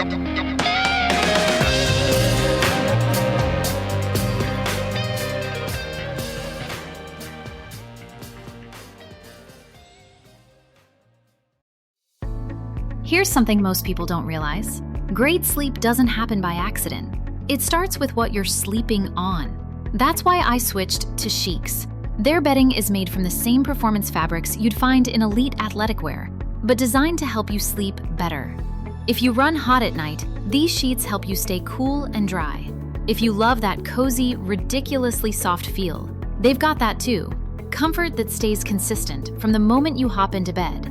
And for anyone with an adjustable base, this is a game changer. Their Stay Fit corners are the best I've ever tried. No slipping, no popping off, even when the bed moves. When your days are demanding, Sheets helps you wake up restored, not run down. Try them for yourself with their 60-night risk-free guarantee. Upgrade your sleep at Sheets.com. Ever feel like you're being chased by the marriage police? Welcome to Boys and Girls, the podcast where dating isn't dating. Arranged marriage is basically a reality show, except the contestants are strangers and your entire family is judging. You're sipping coffee with one maybe, grabbing dinner with another, and praying your karmic Ken or Barbie appears before your shelf life runs out. Trust me, I've been through this ancient and unshakable tradition. I jumped in hoping to find love the right way, and instead I found chaos, cringe, and comedy. And now I'm looking for healing. Boys and Girls dives into every twist and turn of the arranged marriage carousel. The meet awkward, the near misses, the heartbreak, and let's not forget all the jokes. Listen to Boys and Girls on the iHeartRadio app, Apple Podcasts, or wherever you get your podcasts. This is Ryder Strong with a podcast called The Red Weather. In 1995, my neighbor, Anna Trainer, disappeared from a commune. It was nature and trees and praying and drugs. So no, I am not your guru. And back then, I lied to everybody. They have had this case for 30 years. I'm going back to my hometown to uncover the truth. You can now binge all episodes of The Red Weather on the iHeartRadio app, Apple Podcasts, or wherever you get your podcasts. You know Roald Dahl, the writer who thought up Willy Wonka, Matilda, and the BFG. But did you know he was also a spy? Was this before he wrote his stories? It must have been. Our new podcast series, The Secret World of Roald Dahl, is a wild journey through the hidden chapters of his extraordinary, controversial life. His job was literally to seduce the wives of powerful Americans. What? And he was really good at it. You probably won't believe it either. Okay, I don't think that's true. I'm telling you, the guy was a spy. Did you know Dahl got cozy with the Roosevelts, played poker with Harry Truman, and had a long affair with a congresswoman? And then he took his talents to Hollywood, where he worked alongside Walt Disney and Alfred Hitchcock before writing a hit James Bond film. How did this secret agent wind up as the most successful children's author ever? And what darkness from his covert past seeped into the stories we read as kids? The true story is stranger than anything he ever wrote. Listen to The Secret World of Roald Dahl on the iHeartRadio app, Apple Podcasts, or wherever you get your podcasts. Welcome to Dirty Rush, the truth about sorority life, the good, the bad, and the sisterhood. With your hosts, me, Gia Giudice, Daisy Kent, and Jennifer Fessler.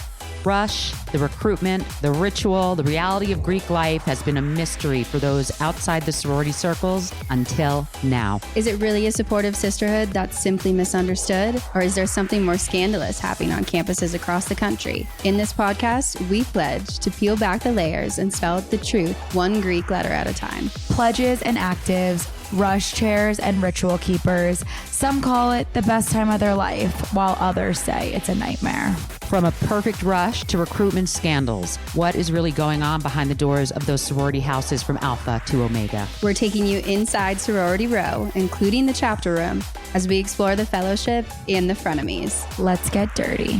Listen to Dirty Rush on the iHeartRadio app, Apple Podcasts, or wherever you get your podcasts. Welcome back to It Could Happen Here, a podcast about it, which in this week's case is the Consumer Electronics Show, is happening here. And yeah, we're here to talk about things falling apart. And again, in this case, that's the tech industry, because the story this CES, as it has been for the last several CESs, is that the continuing degradation of big tech as it seeks more places to get money from while providing less and less utility to the people that it needs to give it money. And every CES, at some point, I find myself face to face with something that makes me say, I've now seen the silliest thing I've ever seen. And this year, that experience happened for the first time within 30 minutes of the first half day. And I'm going to talk about that and show some videos to my panelists here, which of course are the great Ed Zitron. It's me, I'm here. The pretty good Garrison Davis. Okay, thanks. Okay, all right, buddy. Damn. And the supernumerary? I'm sorry, I messed up the word I was using as a superlative to praise you. I'll take Ed Ongweso Jr. Thank you. Thank you so much for joining us, everybody. Are you ready to see some of the dumbest AI-generated videos that you've Nothing ever would fill seen? me with more pleasure. Excellent, excellent. Nothing fills me with pleasure, so. The first panel I sat down today with at 10 a.m. in the goddamn morning was the Hollywood Trajectory, Generative AI Timeline 2025 to 2030. Oh boy, I am fascinated for what they think will happen in 2030. Everything's just going to get better, Garrison. Yeah. Mm-hmm. This panel featured a number of luminary thinkers, including Mary Hamilton, a managing director at Accenture, who announced her company's $3 billion investment in AI by dropping this gem. I have a digital twin, and she's constantly evolving, and how she gets used and what she says, and there's big implications around that. So I think this is a really exciting space to be thinking about Gen AI. Like that she just stole Hurley Herndon's thing, but okay. Digital twin. If I said that to a doctor, they'd think I had a concussion. It sure would. This person needs like psychological Yeah, care. you shouldn't be allowed to drive if All you say right, things Granddad, like that. you need a blanket. Okay. Let's get you to sit down, all right? Maybe we're taking the phone away from you. Now, I think this is very silly because, again, I think it's just a fundamental mismatch in what people might want from an AI agent and like the way in which they get talked about. But also, they use digital twin, which is some enterprise software shit. Yeah. Oh my god. Yeah, I'm excited to go see some digital twin technology that I'm sure will make a cheap avatar of me from a picture. Code switching. No. This is the first thing I reported on at CES was the digital twin, like back in like 2022 or 2021. There was like one single company in all of CES that was promising like a digital twin, and now it's like every other company at CES. It means so many different things. It means literally a digital representation of anything. It doesn't even mean an AI agent. The fact that they're using it in the wrong place is very annoying to me. Yeah, I keep seeing like they can now make an AI chatbot trained off of your social media presence that's 85% accurate. Oh, That's I love your twin. 85%. As all twins are. And I want to say like, no, they can't. But then you talk to the average person at CES or the average panelist on this particular panel. I'm like, yes, I do believe, in fact, everyone on that panel, you could accurately get 85% of their personality with a chatbot. Or a bit. Yeah. Maybe a lot higher. Yeah. Improvement, yeah. Yeah. So I will say, like, that was silly. That's not the silliest thing I saw. Oh. And the silliest thing I saw came courtesy of another panelist, Jason Zada, founder of Secret Level and COO of the company. The videos that Jason came to CES to brag about were a collection of the laziest AI slop ever to stain human eyeballs.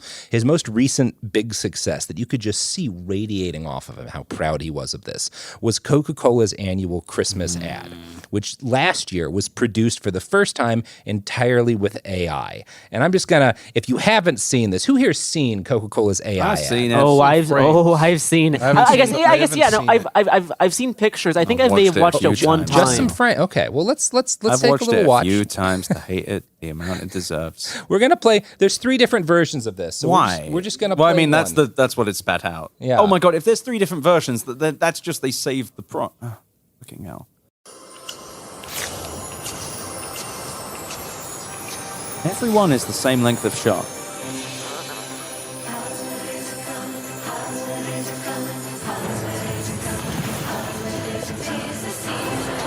Can you believe this song's AI generated? I can't believe that How could they teach a computer to write the lyrics? Holidays are coming. I just can't believe we finally have the technology to have 3 trucks driving somewhere And a dog wagging its tail with dead eyes. Oh, these 2 horrible Squirrels covered that's in not how snow. squirrels move. Trucks with Coca-Cola in them driving down not a street. Raccoons? What the Why is there a satellite? Oh, they're going to drop the ion cannon on the polar bears.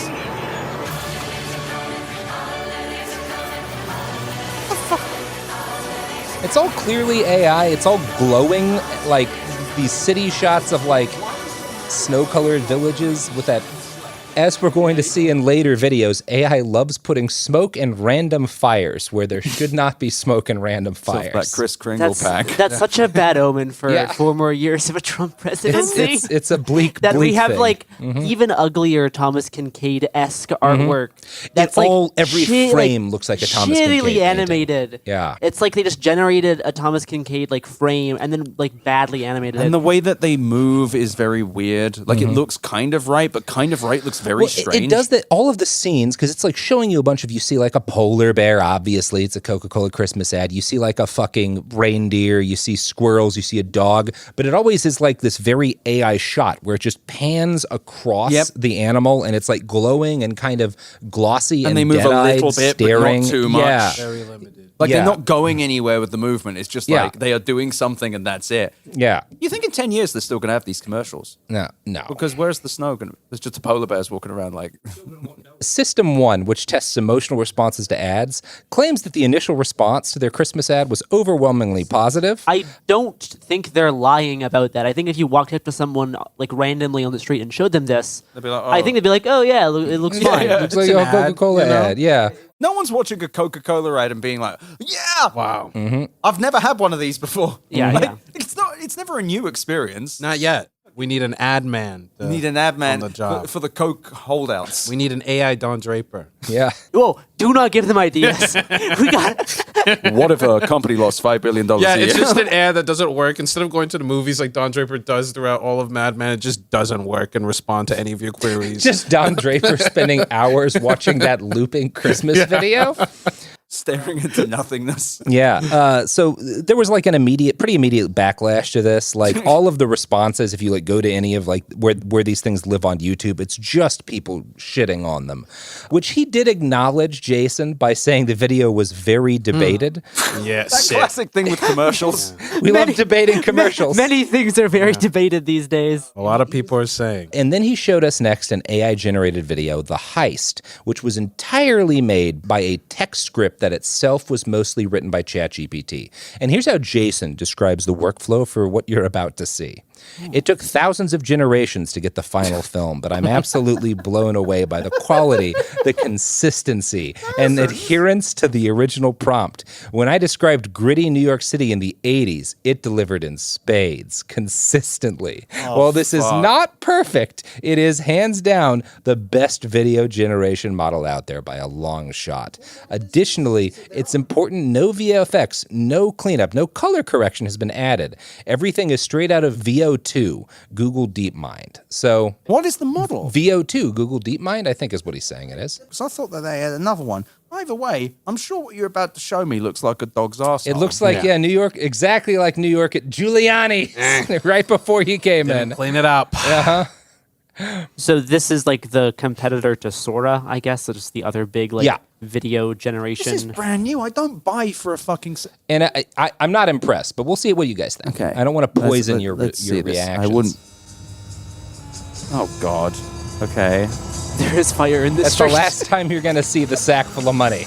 It does not show up again. It's a lot of fire in the street. A lot of random fire in the I love streets. when cars go backwards when they're driving forwards. Yeah, was that 5 wheels? Again, another street fire. I would love to do freeze frames on this. Mm-hmm. Actually, it's in Gotham.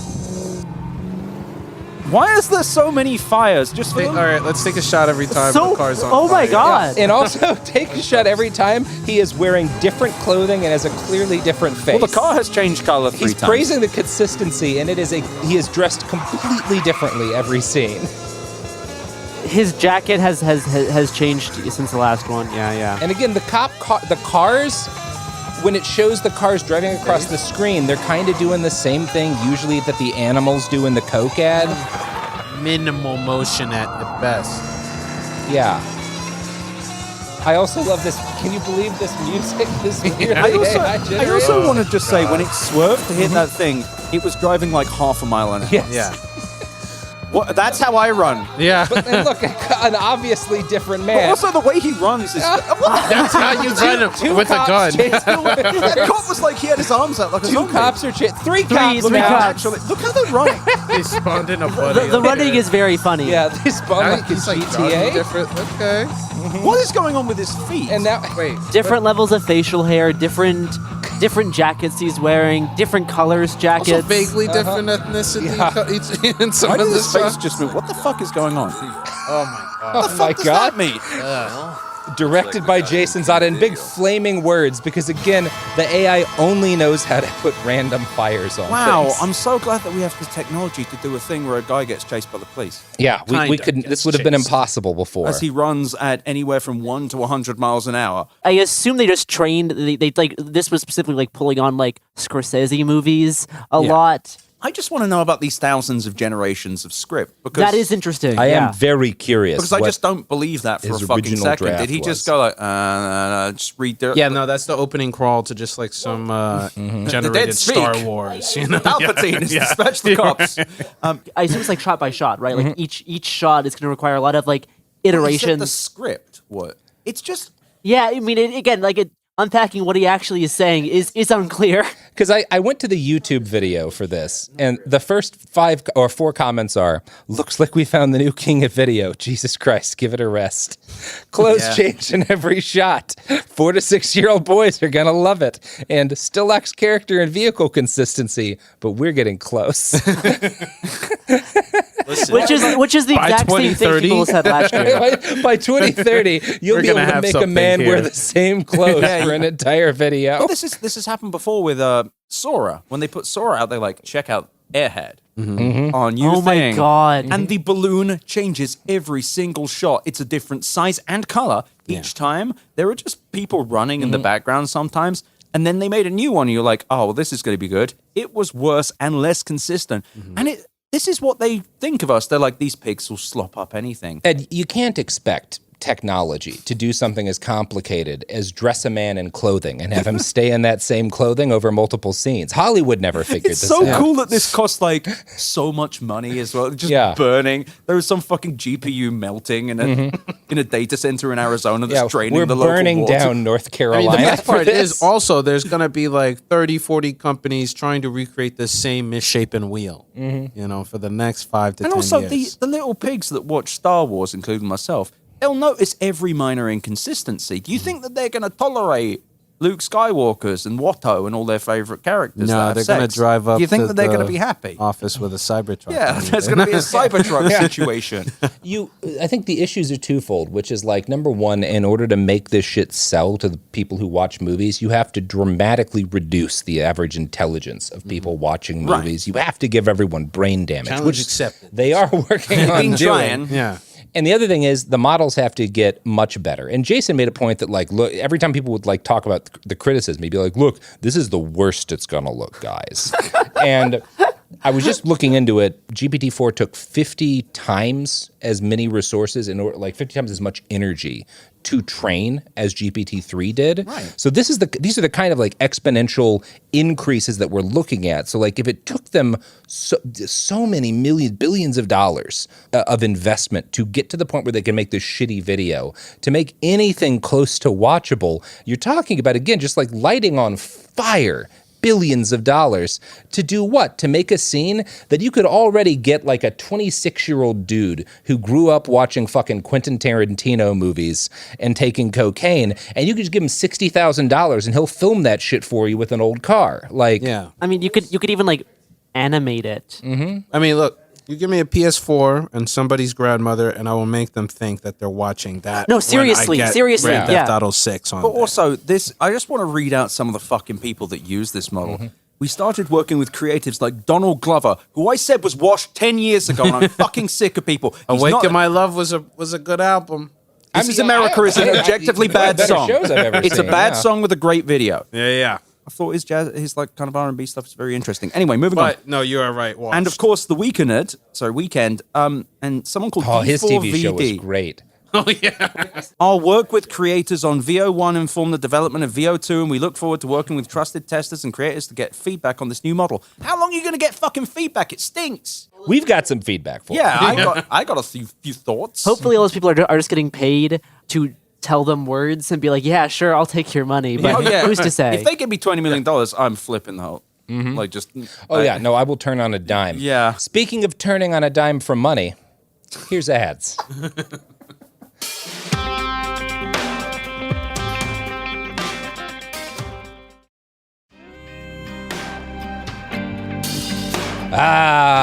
We're back. So the next video that our friend, I now feel he's like a brother to me, Jason, puts on was of an AI-generated fictional elderly rock star talking about death. Oh, I'm excited.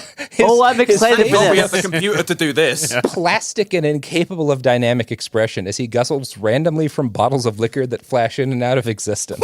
Sometimes he lies on his back in empty streets while talking about all of the CGI featureless women that he has loved in his exciting life. Wow. Other times he plays stadium shows while obvious GPT-written dialogue about aging and death drones on. When the video ends, everybody in the room claps. And as you watch this, I need you to imagine seeing the thing that I'm about to show you all and a room with like 200 people in it, all clapping enthusiastically. Should have gone to this and booed. I don't think I did. Okay. I did. I did. I said, great. come the fuck on as loud as I could. It's like me at Rise of Skywalker. Yeah. So here's Fade Out. It's George Carlin. Got an old man. Yeah, it looks a little bit like George Carlin.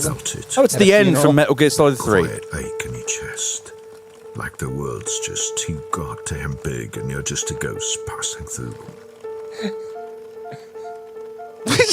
What's he doing? I've carried my heart Playing in a suitcase. concert? Granddad, calm down. I I love these slash cuts. So many fast cuts. No, these fast cuts are because the next frame was unusable. No, Yeah, exactly. yes, actually. Yes, like that he drank and the bottle changed in his hand. You could see it starting to happen. I had it, What is lost Just it, anonymous missed women. it, destroyed it, Isn't that beautiful music? Life. Listen to that. lived it to the bone. Could you believe It says he this lives is in the room. generated by He's just AI? firing a I Roman really can't. candle into the So air. much time looking down. I like how also the old man does look very Road, different each time. bottle. Very different old man. I forgot Yep, to that's a look different That's guy. a different guy. Yeah, that's the emperor from the first Gladiator movie. The show's over and all cause a He's just lie. sort of trotting Why is he across just the running stage away from this- awkwardly. The way this model generates running Vin is Diesel? really Yeah. uncanny. It's not. Oh, there he is drinking Why is again. it on No, no, fire? no, What is no. wrong? Why was You there a see this fire? old rock star drinking in front of a flaming house. The world might end tomorrow. The AI loves Because burning when the buildings. lights What is this voiceover? I would love to track his tattoos from frame to frame. Also, he's about to eat the microphone there. Completely different. I've done it. Yum. Now he's sleeping in a broken Mustang. I think it Ferrari? is. The in a classic pool. Ferrari Mustang. A Ferrari Mustang that's in like a pool in front of a mansion, but he clearly hasn't crashed into it. The car is hovering slightly over the pool. Like, I love this. I love that and he tells us during this, as if we're supposed to be impressed, that ChatGPT wrote 75% of that script. Fucking hell, you have to punch that shit up. I can't believe that, frankly. As a bartender, I regret walking into the room to see if people want drinks. This is to the Better see Offline that. bartender. I apologize. I apologize that you had to hear. I would like a drink. Though. I also would like. Yeah, actually, can I have a drink too? We are in the Better Offline CES suite, and we are all safety. drinking. I'm here. Because I just want to say, I'm fucking disassociating after that. I'm so fucking sick. A year of doing this nonsense, and I look at these shit eaters, and they show us that, and they're like, slurp down the slop. Oh my God. It's hideous. One of the easiest things to find, an old man that drinks. For an idea of like how real this company is, obviously they were one of the companies. They were not the only people who made that Coca-Cola ad. They were one of like 3 or 4 companies. It takes 4 companies to takes make a lot that of companies Thomas to make that piece of Kincaid ad. I can't believe it. They have 622 followers on Twitter. Hell yeah. Jesus or not Christ. Twitter, on X, YouTube. X. Oh, sorry. YouTube. Sorry. I don't I X have more everything. than that, and all I post is karaoke songs. And this Fade Out is the Heist is their most successful video with 56,000 views. Fade Out, which we just watched, has less than 5,000 views. They're not ready. So they're not quite It's ready. only going to get better. Yeah, it's only going to get better. It's only going to get better. So Famously, things you only can get it ever on the get ground better. floor for a small price of $1 billion. This is like $100,000 a compute. Yeah. Imagine how good it would be If with talk to 100 a million. coin will only get worth more. Yeah. Now, Garrison, I do think you should invest all of your salary. I just did a 16th minute about we this can talk one. about this. I think I would rather... Hawk Tour has a more obvious use case than this shit. Hey, do you want to spend way more money to get something way worse? I actually can't get over the 75% ChatGPT. Like No, that was, neither can I. Should that it be was more? 20, no, it should be. Theoretically, it should be. It should be 100%. It should be 100%, yeah. Not 70, which means that They edited a quarter of it was just fucking unusable. No, absolutely. They're generating like individual shots that they're like stitching together, and like who knows how long it takes to like get like the prompt right for that shot to work. However long it takes, it was too long because it looks like shit. We're going to watch a video I haven't seen yet, or at least a portion, because it's 5 minutes, so we're not watching all this. Oh my God. There's 252 views and came out a week ago. It's called Mnemonade. What? Say that again. Mnemonade. What the fuck? Yeah, that's a word. That's a word. Now, it's like when you find your cat's vomited on the floor. Again, so first we see a diner called Mnemonade that appears to be both on fire. It's Blade Runner? Yeah. Blade Runner? Oh, God. And an old lady It's Sandman. rises up out of a pile of ashes. That's how mouths work. Where am I? Great AI voice. What is this phantasmagoria voice acting? Who are you? It's me, Harrison Ford. Allow me to Morpheus. What the fuck is going on? Bon appetit. What? I think this is death. This old lady's dead. Oh, that's how I eat. Now she's tripping on tomatoes. Oh yeah. The decaying sandy diner that exploded has turned into a lively 50s diner. It's popping off. It's popping off. Dennis Villeneuve. Is this a segregated diner? Yeah, Yes. I only see white people in the diner. Edward. She's going back to the good old days. yeah. Wait, no, there's a little Indian boy. He is the help though. Yeah.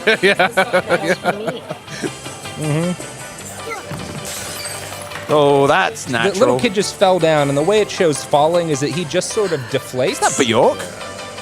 And he's up again. Bjork. And he's staring at Well, a that's girl? terrible. Yeah. We don't need to watch any Who is more of this that. for? That's long. No one want to watch If you watch this and have a positive reaction, they should keep you in a holding cell Yeah, for a week. I'm Just deeply to make unhappy sure. at the Just time to we check already it. spent watching. Yeah, this. like we don't know what you're going to do next. You know, we're building a facility for you. Yeah. The phrase reality distortion field gets used a lot when we talk about tech, but I really tasted it in that room because all anyone on stage could talk about is how good it looks. In every one of these videos, people are like clapping. They're like, wow, this is amazing. Why do you think they think it looks good? It looks better than an Xbox. Yeah. And the idea is you typed a thing in and now a thing came out and that's magical. So by virtue of not having humans work on it, it's better than you'd have. Yeah. Okay. There was a moment after this where Jason joked about how obviously I don't want to replace actors. yet. Wink. Yes. Like, yeah. Uh-huh. And another panelist was like, I think we're going to have to make have to see how some decisions go as to fair use, because obviously this is cribbing from a bunch of fucking Scorsese movies and shit. It also kind of looked like Thomas Blade Runner Kincaid. 2049. Yeah, and Thomas Kincaid. Well, I mean, and Blade Runner 2049 and Denis Villeneuve in general, like all of his films have been like a massive source for these motion and still generations, so much so that like I think like Blade Runner 2049 is like one of the easiest films to like replicate film stills almost like exactly for, based on like how load bearing that film has been for a whole bunch of these models. That could be due to a number of factors. Now, I know what you're wondering. How soon until we can get a full 90-minute movie that looks like this? Oh, I'm guessing days away. No, Jason said probably not, at least for a decade or so. Really? Okay. I can't needs another wait that 10 long. years. That's of work. interesting. Yeah. I don't want to wait that long. What a worthwhile endeavor, though. No, because like he could have said shorter. That actually is interesting. He could have said anything. Yeah. Those chumps in there would have believed it. I think it is like he did have to spend probably hundreds of hours of his precious one human life stitching those turds together. And he's like, it's nowhere near ready. Like, there's no way it could make a 90-minute movie. He is giving himself I'd a kill lot myself. of time for that. Yeah? Interesting, because I've only really seen one interesting generative video thing, but it wasn't a generative video thing. It was they filmed, Brian Eno filmed a documentary, and they created, some back-end software so that they would be able to do cuts of existing footage and try to focus on different parts of the documentary. But I never ever see anything interested in like constructing narratives or to like teasing other aspects of the creative process. It's only let's try to replace, right? Let's try to But replace. also, you can't do narrative with it. Well, and that's the thing. If I'd sat down there, because I was sitting, I said this. I was sitting next to a guy from USC who was one of the only people in the room who was like similarly critical to me of what we were seeing on stage. It was like, look, if they had come down and been like, look, this is how we can plug a script in, and it can create a storyboard. And you can like kind of see like a crude CGI animation of how the shots will look, and that can help you like plan out like that's legitimately useful. That's a thing that adds value and can cut costs in a meaningful way to like the production of good TV and movies. But that's not as sexy as like and they were all talking. There was this like very weird moment where one of the panels, Leslie Shannon, who's head of innovation for Nokia, a company that used to make phones and now makes panelists who pretend to be entertained by awkward AI They also slop. like make cameras and They make a lot of stuff. Yeah. I was just shitting on Nokia. She's like, can we use neuroscience to see how people are reacting to AI-generated videos and then adjust the ending to be like, let's make this resonate I have an more. idea. That way we're helping the creative. And I was like, are you out of your fucking Can mind? we attach electrodes to panelists? To people's skulls? I would have supported electrodes in their skulls, yes. Jesus Christ. I think we should do the 'Cause there's monkey fucking holes in Neuralink them. thing to And all perhaps a pair of calipers. Yeah. Yes, some I think calipers. we got some skulls. I am fascinated with the skull shapes of that fucking But crowd. also, to say that is, there's so many things they've said that just, they wouldn't survive a deposition. Speaking of things that wouldn't survive a deposition, the sponsors to this podcast.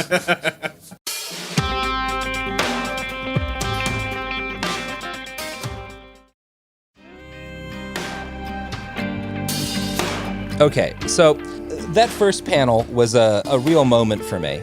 I went through a couple of more, one of which was on like advertising and AI and was mostly pretty boring.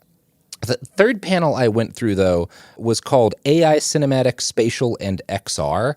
And I just want to actually play you guys. You'll have to cluster around. I would actually believe that was generated with ChatGPT. Yeah. But like GPT 2.0. So let's start with this one. AI will be more impactful than the internet. Maybe. I'm leaning yes. It's a trick question. Because it is the internet. It's right. That was my answer too. It is the internet, so no.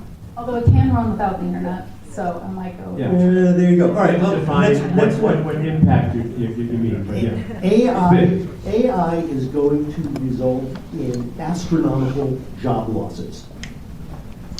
True, false? There will be an evolution of job loss. Next. I'd have to say redistribution of jobs. That's right, exactly. That was the scene I wanted you to hear where they're like, we don't want to say it out loud, and then everyone chuckles. These people are too fucking smug. Yeah. These people sound too confident and too chummy and too happy to say things like this. That's not good. I don't like these people laughing about people losing jobs. No, They shouldn't have jobs. That's a good place to start. Yeah. I don't like that either. And the people you're hearing from, let me tell you who's in this fucking panel who was just laughing about like sociopaths. Well, there will be an evolution in job loss. Like, yeah. So the motherfuckers who were on that panel laughing about people losing their jobs. Ted Schilowitz, literally his name is Schilowitz, futurist at Cinemmersion Inc. That's like a J.K. Rowling name. Yes.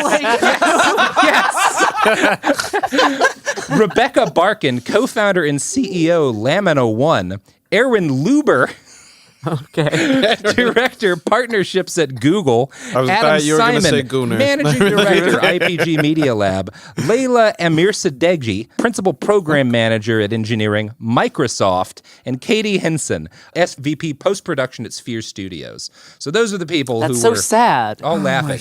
And like it's like generative AI is like good at like one thing creatively. It's good at like streamlining VFX like workflow to a degree, workflow of how to do like VFX shots. It is like there's aspects famously of it that's good the only useful thing it's been used for is making people's eyes blue in Dune Part 2. It's not $100 billion right. good. And like it is applicable for like changing objects into other objects on screen. It can produce really like kind of odd like uncanny effects that could be utilized by a team of human artists really well.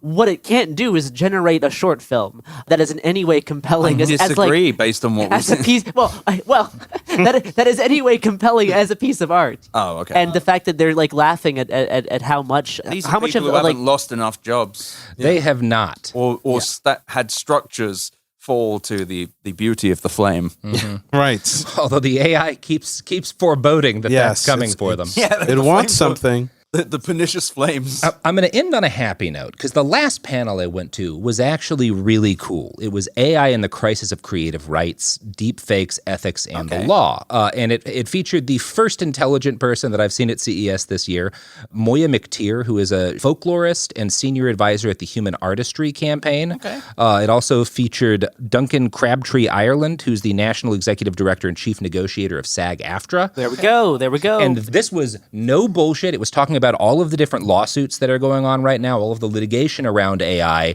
and like the actual strategy for litigating. And like there was a couple of points where like Duncan was like, a lot is going to hinge on some very brave, very famous people choosing to throw down some big dollar lawsuits. Yeah. Like that's what we need right now. They did talk about the No Fakes Act, which has bipartisan support and gives some legal force to allow people to push for AI copies of themselves to be taken down. And they think there's also some bipartisan possibility to get AI labeling, like legislation. The thing is, any of these things would be fucking fatal because if you have to remove something from a model. Yeah. How the fuck do we do that? Yeah, we don't know how you have do to that. throw away the entire model. You have to retrain. Like there's no way around it. Yeah, and there was a really good point where kind of at the end of this, part of what I appreciate is, again, there was no bullshit. Like Moya at one point was like, I think it is it being generative AI is absolutely a net negative for the artistic community. The point is not to get something out as quick as possible. It's to like make art. Right. And this has to be like one of maybe 5 people who are doing panels at CES who's like willing to say that. Yes. And Duncan got on and was like, look, you can't stop the technology from being invented. So the best path forward is to like try and channel this into a direction that like is at least better for artists. Like there was very little, from most of the people on the panel, very little bullshit. There was some bullshit from one person on the panel. Okie dokie. Ginny Katzman, Senior Director of Government Affairs from Microsoft. Oh, I bet. I bet. Oh, that was fun. So after, there's this whole point where like everyone else on the panel is like, yeah, I think it's probably a net negative for artists on the whole.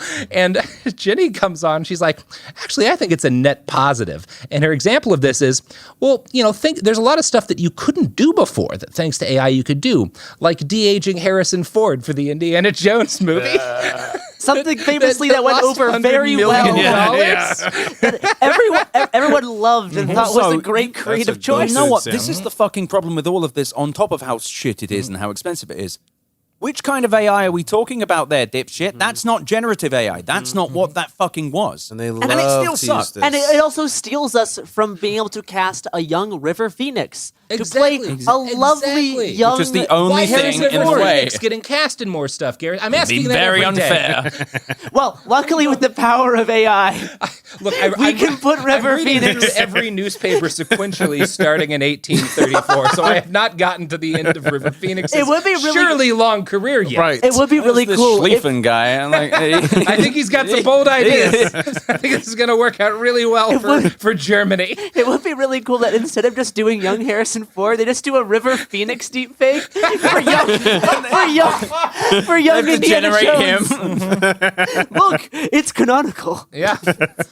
Great idea. Oh, I love the movies and the future of them too. This is so good. This is so bad. Yeah. James Mangold, you're a hack and a So fraud. I gotta say, it was very funny because she also suggests, Jenny, we can use animals without causing harm thanks to AI, a thing that no one had figured out how to do before. Nobody had ever figured out how to just like not hurt animals in movies. That didn't exist before AI. Thank God. Thankfully, AI will never do any harm to animals or the environment. Nobody asked the lobbyists from Microsoft what else the company is doing with AI. Right. With police departments or with fossil fuel companies. Yeah. Is that bad for animals? No, actually, it's really good. They love it. They need it. They yearn for the mines. They love data centers. Great for their habitats. She said there's issues with employment, but there's lots of issues that fall around that. And I do think you need a balance. And at the end of it, the guy running the panel just says, okay. Yeah. That sounds like you guys are saying a bunch of woke shit on this panel. All right. All right, Microsoft. Just once, I'd like on the panel someone to go and say, "What the fuck do you mean? God. What do was you the mean there's closest just some to stuff?" that that you were going to get? I think we do need a balance of some people being fired, like these people, and other people keeping their jobs, like everyone Firing else. something at them. Like Moya. Give her more Somebody jobs. has to lose and somebody has to win. Exactly. That's Make her their run entire Microsoft. argument. Somebody has the gun, somebody doesn't. Somebody knows the way the maze works, and somebody What are you doesn't. gonna? What? We shouldn't have guns. We shouldn't have a No, maze where I nobody drop did. them in and one of them knows the maze and they have a gun. Like, we shouldn't have a gun maze? What are you talking about? We need the gun maze. Now, look, we We're all civilized. like keeping a couple of people in a maze beneath our house. Right. Yeah. Yeah. Like, there's nothing wrong with that. This is just the Dormant Nexus. We keep doing it. But it's not even the torment nexus. It's like fun. It's the annoying. It's a nice maze under my house. They have plenty of For the space most to run. Some of them even like Sometimes it. sunlight creeps 70% in of through the one rooms of are the very corners. The Minotaur gets them only sometimes. Yeah. I'm the Minotaur. In this. Anyway, the gun maze isn't real. But also, most of their arguments can mostly just come down to, well, you can't make an omelet without breaking it. Like, you have to fucking make people You lose. have to break the human drive to create art, Yes. obviously, to make an We must omelet that commoditize does not this. taste good. Yeah. Right. An omelet-esque food. It's a piss omelet. Like, there's piss in the omelet, and we had to burn down the Sistine Chapel to make the piss omelet. The computer made it, though. Yeah. Go on, clap for the computer. We did firebomb the Louvre, but look. Look at this we burned video down of Notre a Dame nameless again. rock star. Oh, God. All right. Well, that's the episode. That's all I got, folks. That was my first day at CES 2025. Huzzah. Yeah, this is just my first day. Better Offline's here all week. I'm going to hear about stuff like this all week, and I think I'm going to be fully jokified. I'm going to wake up in the clown makeup on Friday. I'm gonna find the funnest thing to bring back for you. I'm going to find an artist to put me in full joke. No, I'm not. I'm going to try to steal that AI-enhanced grill. Yeah. Can I have The grill this? that can I have texts this? you. Can I just, like, move this around? I just want to test how it rolls. The AI Can I grill. use it? Open the door. Open the door. As someone who's done a lot of like grilling, done a lot of smoke and barbecue, I don't know what an AI would do. Is it going to talk to me in the 6 hours? Wait, so are you trying to tell us here, Ed Zitron, Yes. that you have grilled meat without a robot texting you about it? Because I just don't believe that. I don't know how I did it, but I did it. You're never gonna Mankind go has back. always No. dreamed of knowing how to cook No meats, one would ever believe but that until this the happened. robots, it was impossible. Oh, God. We're at the death of innovation. Yeah. The end of A technology. lot of things, maybe. And the end of the episode. Yeah, and the end of the episode. Thank God. You know, everyone else, be the Cybertruck in the...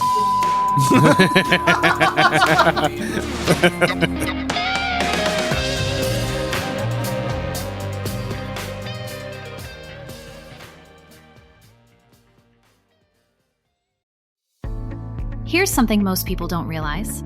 Great sleep doesn't happen by accident. It starts with what you're sleeping on. That's why I switched to Chics. Their bedding is made from the same performance fabrics you'd find in elite athletic wear, but designed to help you sleep better. If you run hot at night, these sheets help you stay cool and dry. If you love that cozy, ridiculously soft feel, they've got that too. Comfort that stays consistent from the moment you hop into bed. And for anyone with an adjustable base, this is a game changer.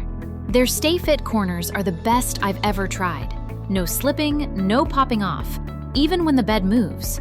When your days are demanding, Chics helps you wake up restored, not run down. Try them for yourself with their 60-night risk-free guarantee. Upgrade your sleep at Chics.com. Ever feel like you're being chased by the marriage police? Welcome to Boys and Girls, the podcast where dating isn't dating. Arranged marriage is basically a reality show, except the contestants are strangers and your entire family is judging. You're sipping coffee with one maybe, grabbing dinner with another, and praying your karmic Ken or Barbie appears before your shelf life runs out. Trust me, I've been through this ancient and unshakable tradition. I jumped in hoping to find love the right way, and instead I found chaos, cringe, and comedy. And now I'm looking for healing. Boys and Girls dives into every twist and turn of the arranged marriage carousel. The meet awkward, the near misses, the heartbreak, and let's not forget all the jokes. Listen to Boys and Girls on the iHeartRadio app, Apple Podcasts, or wherever you get your podcasts. This is Ryder Strong with a podcast called The Red Weather. In 1995, my neighbor, Anna Trainer, disappeared from a commune. It was nature and trees and praying and drugs. So no, I am not your guru. And back then, I lied to everybody. They have had this case for 30 years. I'm going back to my hometown to uncover the truth. You can now binge all episodes of The Red Weather on the iHeartRadio app, Apple Podcasts, or wherever you get your podcasts. You know Roald Dahl, the writer who thought up Willy Wonka, Matilda, and the BFG. But did you know he was also a spy? Was this before he wrote his stories? It must have been. Our new podcast series, The Secret World of Roald Dahl, is a wild journey through the hidden chapters of his extraordinary, controversial life. His job was literally to seduce the wives of powerful Americans. What? And he was really good at it. You probably won't believe it either. Okay, I don't think that's true. I'm telling you, the guy was a spy. Did you know Dahl got cozy with the Roosevelts, played poker with Harry Truman, and had a long affair with a congresswoman? And then he took his talents to Hollywood, where he worked alongside Walt Disney and Alfred Hitchcock before writing a hit James Bond film. How did this secret agent wind up as the most successful children's author ever? And what darkness from his covert past seeped into the stories we read as kids?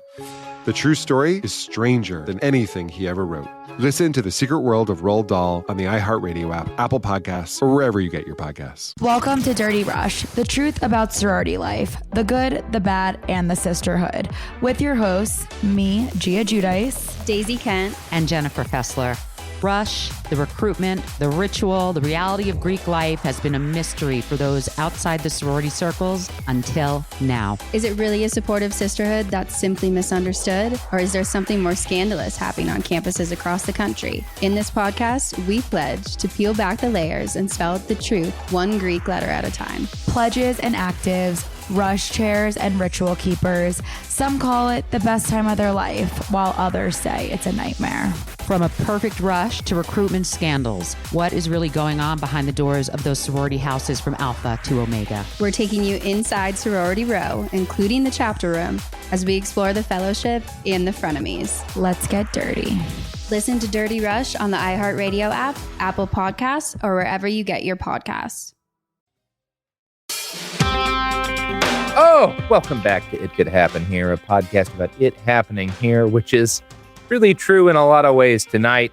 Harrison Davis and I are seated at the glorious, majestical hotel name redacted on the Las Vegas Strip. We had a long day at CES. Long day. Listening to panels, catching up with the latest tech news, trying gadgets, and also at the same time texting our dear friends in Los Angeles as unprecedented fires sweep them from their homes. Literally, the Getty has threatened Pasadena and Santa Monica are both being evacuated as once. It's a real 1-2 punch of America's favorite tech show in the apocalypse today. How are you feeling, Gare? It's an average day in America. Average day in America. Temperature's not coming down anytime soon. No. Well, I'll just take a moment to breathe with that. So you want to start us off with what you did this morning? I was panel guy yesterday. Dale was a man of action, walking around and mostly trying all the free massage chairs. What did you see this morning? I saw so many AI panels, half of which I left halfway through because I knew they weren't going to be useful for me. Just dog shit, yeah. The other half I took notes on and just got sad. But no, today was full panel, starting bright and early in the morning, where I walked into a panel where I heard augmentation, not replacement, about 20 times in the span of like 20 minutes. Yeah, I keep hearing versions of that too in the AI and Hollywood panels. They would be like, yeah, we want to develop a machine that can read the brains of our viewers and alter the endings of movies, but we see this as a way of augmenting the artist's work. Yes. And the biggest thing that I noticed across multiple panels today is an almost like anxiety among these tech executives about consumers rejecting the AI slopification of everything. And they're trying to find ways to like actually force people to start like using these products or having them like it. Yeah. And I haven't really sensed that anxiety before. It's all been very, very positive. Like, and I think it's a mix of, number one, the money still isn't there where they need it to be. It has not started like blooming to the extent that they were expecting it by now. And I think the other part is people are still not happy with this stuff. I'm glad you felt that too, because I almost was like, especially after the election, like I don't trust my feelings on this, that they're really scared, but I really do think there's a piece of that coming through. No, a phrase one of the panelists used this morning was the AI ick. Like how do we how do we beat the AI ick? And if you ever say to yourself, how do I stop having people feel an ick around me? Yeah. Maybe you should really look inwards. Yeah. Maybe the problem's you, not them. You know who doesn't need to worry about quote unquote ick for their product market is people who make things that people like. So, but I heard a lot about, in trying to get people to use these products is like making sure artists don't feel like they're being replaced, instead having their like art production process be augmented with AI, and how that can make art easier to make while still keeping the human at the center of AI tools. And this is just what they talked about for like a while reiterating that lots of the developments they need to see on AI, they have it on the tech side. What they need to rely on is consumer acceptance to really drive that innovation, to see like what they can get away with. Like how much will the consumer accept the slopification of art and entertainment and customer service and all these things they're trying to cram AI into. And like, how much worse can you make the world before people stand up and stop you with their fists or guns? And you mentioned something about like trying to like tailor like movie endings for specific people, and I definitely heard some stuff about that. There's this one guy who was like the panel's resident like content creator. He was supposed to like represent like the artist block, even though he's like yeah. Now, some kind of like AI friendly content creator though on this panel, and he talked about how like back in the day you needed to have friends that would like recommend you music, and like the Spotify algorithm is too based on like an echo chamber of what you already like. But now with agentic AI, this allows trust between the consumer and the machine to recommend new music. And like, again, like so much of these AI products is just trying to like replace friendship for these people. Have you tried like, having friends? Have you tried knowing people? How can you engage with like art and culture without friends? Like, how can you like learn more about like what your friends are into, what they like? How can you discover new music just like without that, instead replacing that beautifully human process? Every year at CES, there are points in time where I get that like, oh yeah, 2020 really fucked us up a lot. Like 2020 really did some lasting damage. Like I know that was happening with the younger generation before, the iPad kid generation, totally. But like that really did a number on some folks. Someone from Meta, right, of Facebook, specifically their like metaverse division, which they're still trying to push for, by the way. Yeah. Oh yeah. No, I mean they're still calling it Meta, which honestly, there's a degree in which I almost respect it, because like we are not biting. No one is. But she talked about how they can like blend the metaverse and AI to make customized personal experiences. Say that you're watching an immersive live concert in mixed reality, something that both me and Robert do all the time. Oh man, I love mixed reality. You We and love me, those mixed we're reality watching our concerts. Harry Styles mixed reality concerts. We're seeing the 100 Gex. You know, honestly, a 100 Gex mixed reality concert could go crazy. Sure, I'll finally get you pilled on Real Big Fish. But basically, as you're in this like metaverse concert, they can have an AI that will sense your own excitement and personalize the ending of the experience based on your favorite songs or artists. So as you're getting excited, some like AI Taylor Swift can like finish the song like for you based on like your own like musical tastes, based on what the AI knows about you. And it's about creating these customized experiences. It's such you can clearly tell that none of these people have souls, right? It's such a mismatch of what people get from music because they think that like, oh, this is just like if I see that like this specific beat line is, I can just sort of like plug this in and like, no. Like what makes people react to musicians and artists is that they like make things that make them feel something. Like that's why people get like really into artists is they feel seen and identify with a piece of art as opposed to like, oh, that guy really liked the first opening bars to fucking Octopus's Garden. Like, let's just like really turn up the octopus a lot. More octopuses. 10% How many more octopuses can we fit in this fucking in this track? No, another panel I went to later in the day was about like how do you market to Gen Z? Very funny panel. Yeah. And they're talking about how like authenticity is so important. It's like you need to partner with influencers that have like an authentic brand.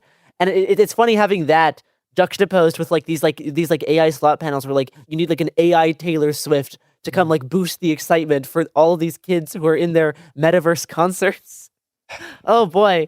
But no, like personalized content, like targeting like AI generated content specifically for certain people, for certain users, whether that's on social media, whether that's on, the metaverse, like some of these people talk about.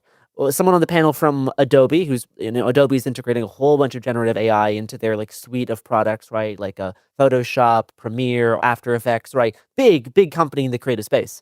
He said that like personalized content is always the most impactful, like content that a person feels like a genuine connection to. And that connection can be formed by just being like, a compelling artist where you can like recognize shared experiences of humanity. But now you don't need that artist part anymore.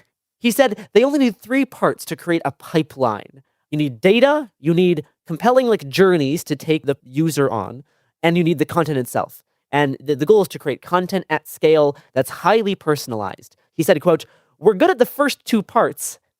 Now we just need to improve the actual content side," which I don't even think that's true. I don't think AI is good at creating compelling human journeys. I had it. So the video I didn't play you guys from my terrible fucking AI generated videos was this. It was like a girl coming to college looking at a picture of her dad. And it was like a narration of her life with her father who like is dead that she misses and all that she learned from him. Dad, and it's a mix of like all these different, like there's a chunk where it looks like a Disney animated picture. There's a chunk where it looks like anime. She and her dad having these like adventures around the world. There's a bit of it that looks like a Marvel movie. And he's like, we can do all of these different, animation styles and they're seamless. And like, the audience really goes on a journey with this. And it's, but it's like, there was no girl who lost your dad. Nobody lost their dad here. You just had a computer generate text about a dad dying. Like there's nothing underpinning this, right? Nobody has anything they're trying to get across. Like in this one, they look like Marvel heroes for some reason. In this one, they look like Zulu warriors, kind of done up in a slightly racist Lion King style. Like what is being transmitted other than like, look at all of the different art styles we can rip off? No, they do not have a journey, but even they themselves admit that they still don't have the content. The content itself still isn't even there. And that's something like they even acknowledge. And this is like a hurdle this is a hurdle to get over. What they do have is the data. And like, this is like something that Adobe has done, because if you use Adobe products now, some of the most used creative products, Adobe trains all of their AI systems on the stuff that you make using their products, which, he really just blazed past that point. Because that's a whole other discussion. But even they know that they don't have like the actual products. And this is still reliant on like consumer acceptance, as they said before. Someone from Meta, the same person on the panel, that talked about how like a few days ago on Instagram they tried to announce like you'll have like AI profiles, right? Like completely AI generated pictures, profiles, like fake people who have their own accounts. Yeah. And this created such a big backlash that they rolled this back.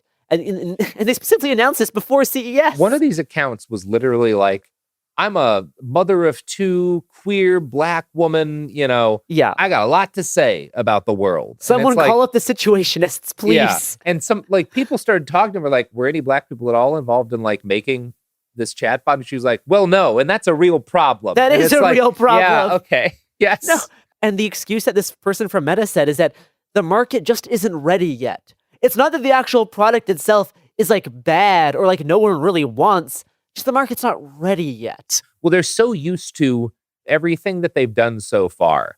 They've kept getting money, right? And it's slowed down and they've had to do layoffs, but nobody's just made them stop at any point, which honestly, I made a comment about healthcare executives a while back needing a fucking retirement plan paid in millimeters. So I'm not going to make that same comment about tech industry ghouls because, we all know what's in the news, but something has to be done to force these people to stop moving in this direction. And I don't know how to get across it. They're already at this point of Mamma mia. They seem to really not want this. And we have to find a way. They're just not ready. We have to find a way to force this on them. There's a few ideas. I don't know how to get across to them in a peaceful manner. Oh, sorry. Okay. People don't want this. Peaceful manner. I'm a man of peace, Garrison. Okay. I'm a man of peace. I'm not a plumber. The last thing I'll add about this panel, just in terms of how much this stuff is just actually taking over more and more of the market, even if people don't want it, is that the guy from Adobe announced that in the fourth quarter of last year, they were able to boost all of Adobe's emails. If you send an email to Adobe, right, you have a problem, you need help, but everything that they do on emails is now 100% generated by AI. And this was boosted from 50% at the start of last year. Now it's 100% of all of their email content is now done by AI with some moderation by humans. Does that mean their comms, when the company itself is communicating with customers through email? That's what it sounded like, yes. They're still writing emails sometimes to each other, or is it all AI for that too? He described it as marketing content. So I'm pretty sure it is content then probably. Customer service stuff, marketing maybe, outreach, certain outreach things. But yeah, 100% now generated by AI with some human moderation. But yeah, that is where things are moving. And that's how I started my morning. Well, better than a cup of coffee is that sense of creeping dread that wow, I just saw a bunch of people who will probably would rather kill the world than be stopped from shoveling AI slop into people's mouths, because this is the only future they can imagine, is one in which they work for a company that feeds the planet poison and kills the human concept of creativity so that they can buy a house in San Francisco. Do you know what I want to feed the concept of? Yeah, we'll talk about that, but here's some ads.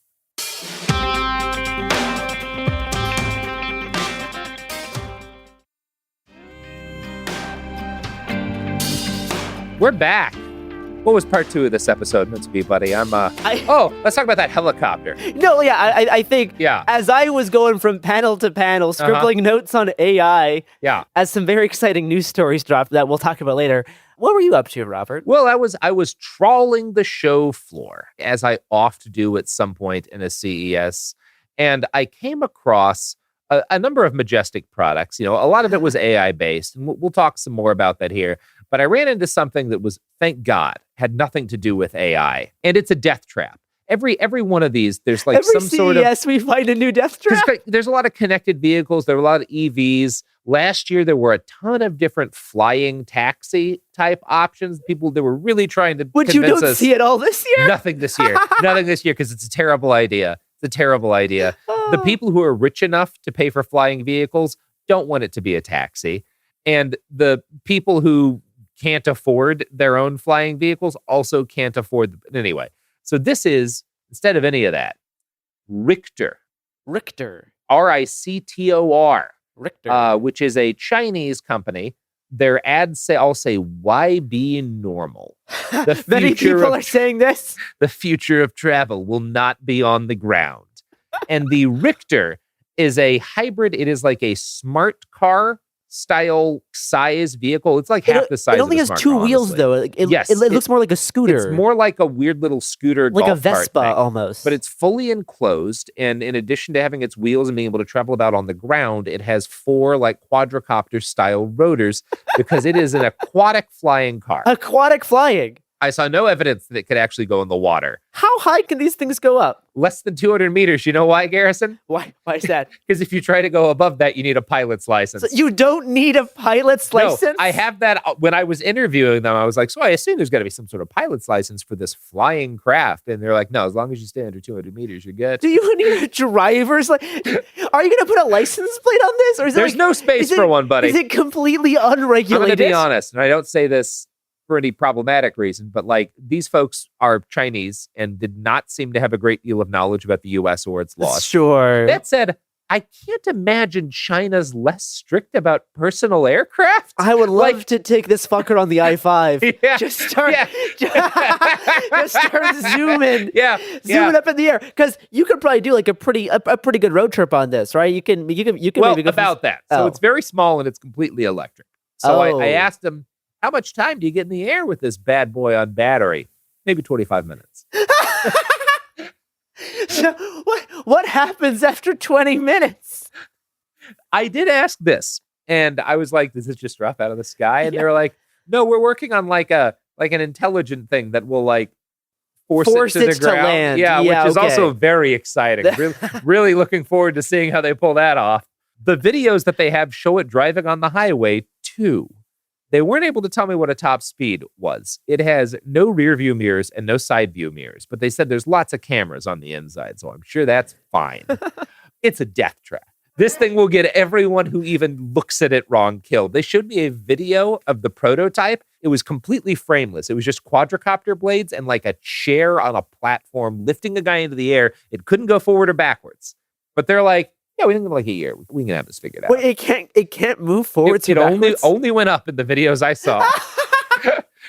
So you can't actually travel anywhere. Absolutely not. Absolutely not. Horizontally. By the way, I couldn't fit in this thing. Like No, you it's quite would small. be cramped in this fucker. But it's good for vertical travel. It's great. If you just need to go up to under 200 meters, there's no more efficient way. What happens if you get like pulled over by the cops? You just go up above them. I'm in the sky now. You can't do shit to me for 25 ass minutes. Oh and my God. It said if you're just driving, it'd go up to 100 kilometers, which made me think, so what does that get? That's like 60 miles per hour. If I'm in the air for 20 minutes, then I land, then my battery's dead. Then you can't go anywhere either. Then you can't go anywhere. You can't get back home. The battery issue is gonna be troubling. This seems completely useless. But as we've heard nonstop the past 2 days, this is the worst it's gonna be. This is the worst it's gonna be. Only gonna get better. Things only ever get better. That's what everyone was trying to insist upon to me here. What else did you see on the show floor that caught your eye? Garrison, so many magical, wonderful, marvelous things, most of which were just like various different AI connected smart houses. That was what Samsung was showing off. That was what LG was showing off. I believe you saw one as well, right? Yeah, I mean, I walked through the LG booth. It was kind of the same as last year. The Samsung booth was too intimidating. But I should check it out because last year we didn't do the Samsung booth because we were going to. And then either one of us threw up or spilled something. Hey, okay. Yes. Like right at the entrance. Did I pour my kratom into a carbonated beverage that spewed a geyser of blood red foam into the sky around us? Into the white Samsung carpet. Did the security guards stare at me as it happened?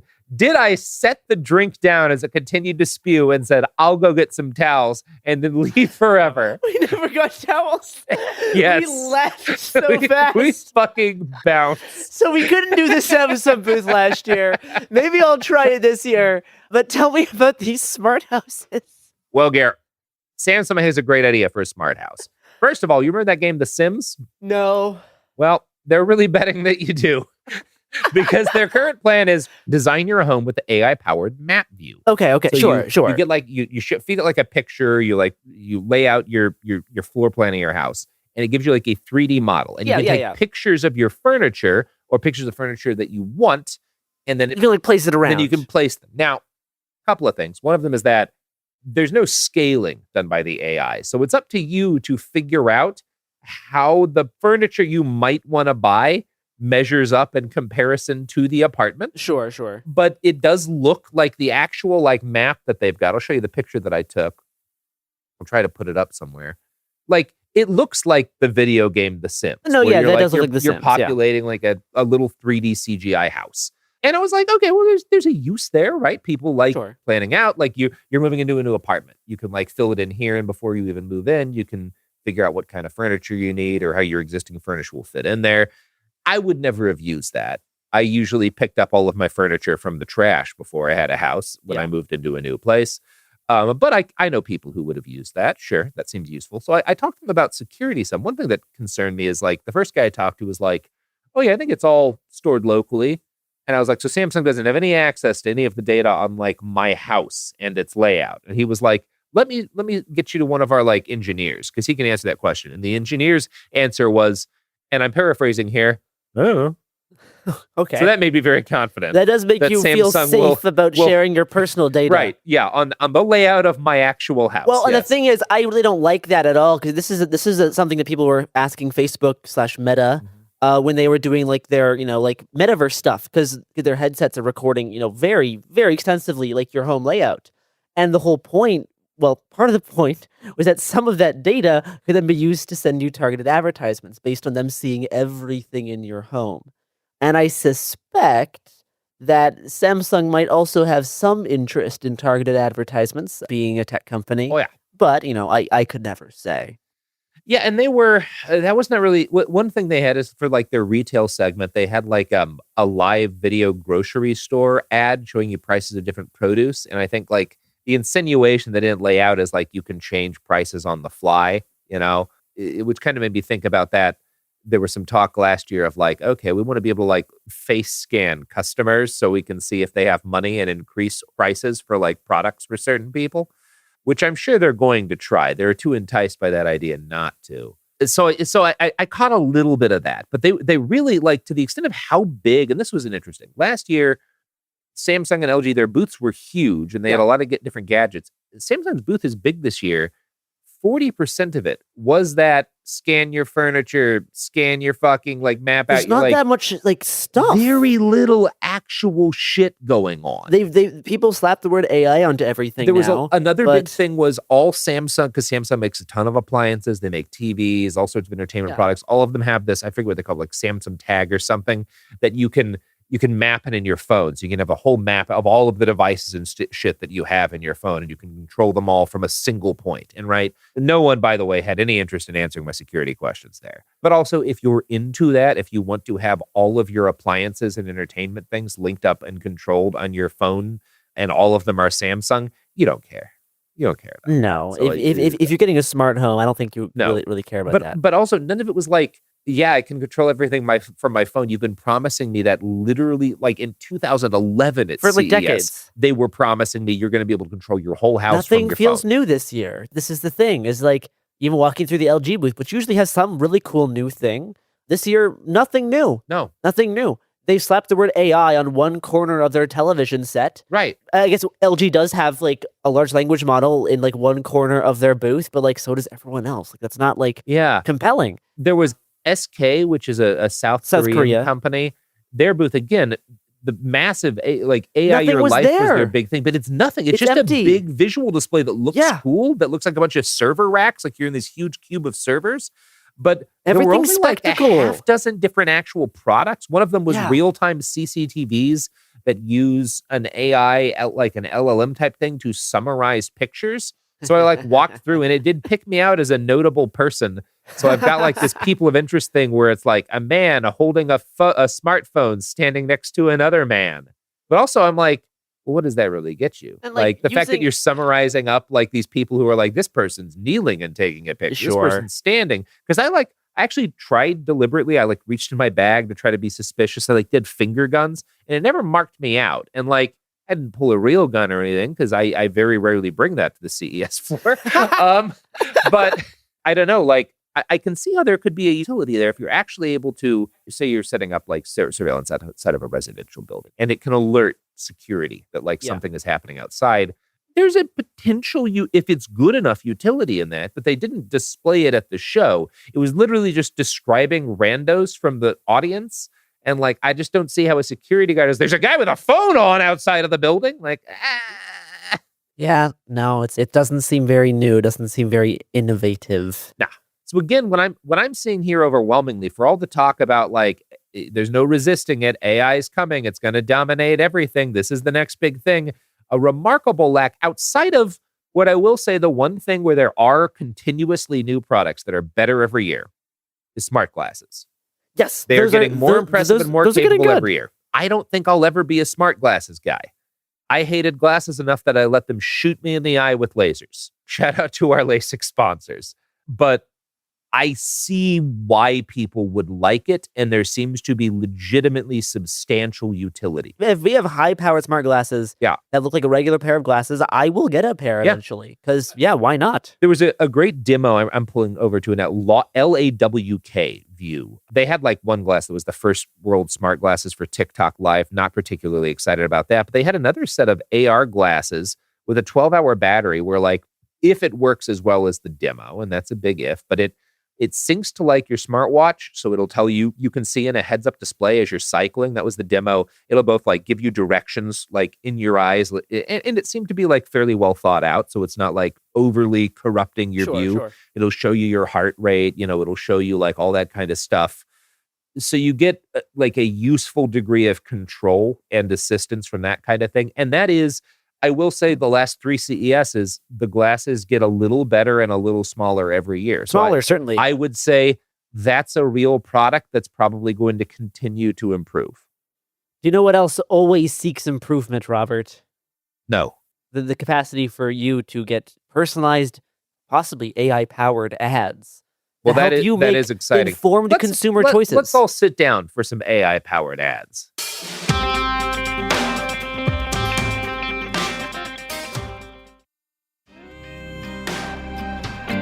Wow, I can't believe they put Jay Shetty's voice in the de-aged Harrison Ford from the latest Indiana Jones movie. My dick's hard. How are you, Garrison? Oh, I feel good because today, as we are recording this, it's late Tuesday night. There was a series of fascinating breaking news articles that happened as we were or at least as I was sitting in on these AI panels, which made it hard to not just like completely interrupt everything and be like, hey, any comment on this? Guys, something real happened. Shut your fucking stupid mouths about this AI Hollywood bullshit. So a few weeks ago, if you were unaware, a Green Beret rented a Tesla Cybertruck to feel like Batman and Halo and drove to first the wrong Las Vegas and then eventually Las Vegas, Nevada, parked outside of the Trump Hotel and Casino, and then blew himself up. And this has been a big news story. It happened during the same day as a pretty horrible terrorist attack in New Orleans, which resulted in about 15 people dead, done by a guy who was employed by Deloitte, a frequent CES sponsor. So these felt like a very CES style of attacks. One Deloitte guy driving into people, murdering a whole bunch of guys, and then this Cybertruck explosion in Vegas, like a week before CES. Very odd. And then Robert, some news dropped today that I would love to hear you announce. Garrison, I made a comment the other night about how like it's pretty well documented that veterans, not that they're more likely to carry out violence, but when they do, they tend to have higher body counts because they have more skills. It turns out I thought we were getting more literal bang for our buck training Green Berets than we are. My assumption is, because my uncle was a Green Beret, and he did some very scary, probably war crimey shit in Vietnam. And I assumed, like, that man, I'll tell you one thing about my Uncle Jim, that man could make a bomb. That man would not need to ask anyone for advice if he'd needed to make a bomb. He's not with us anymore, God rest his soul.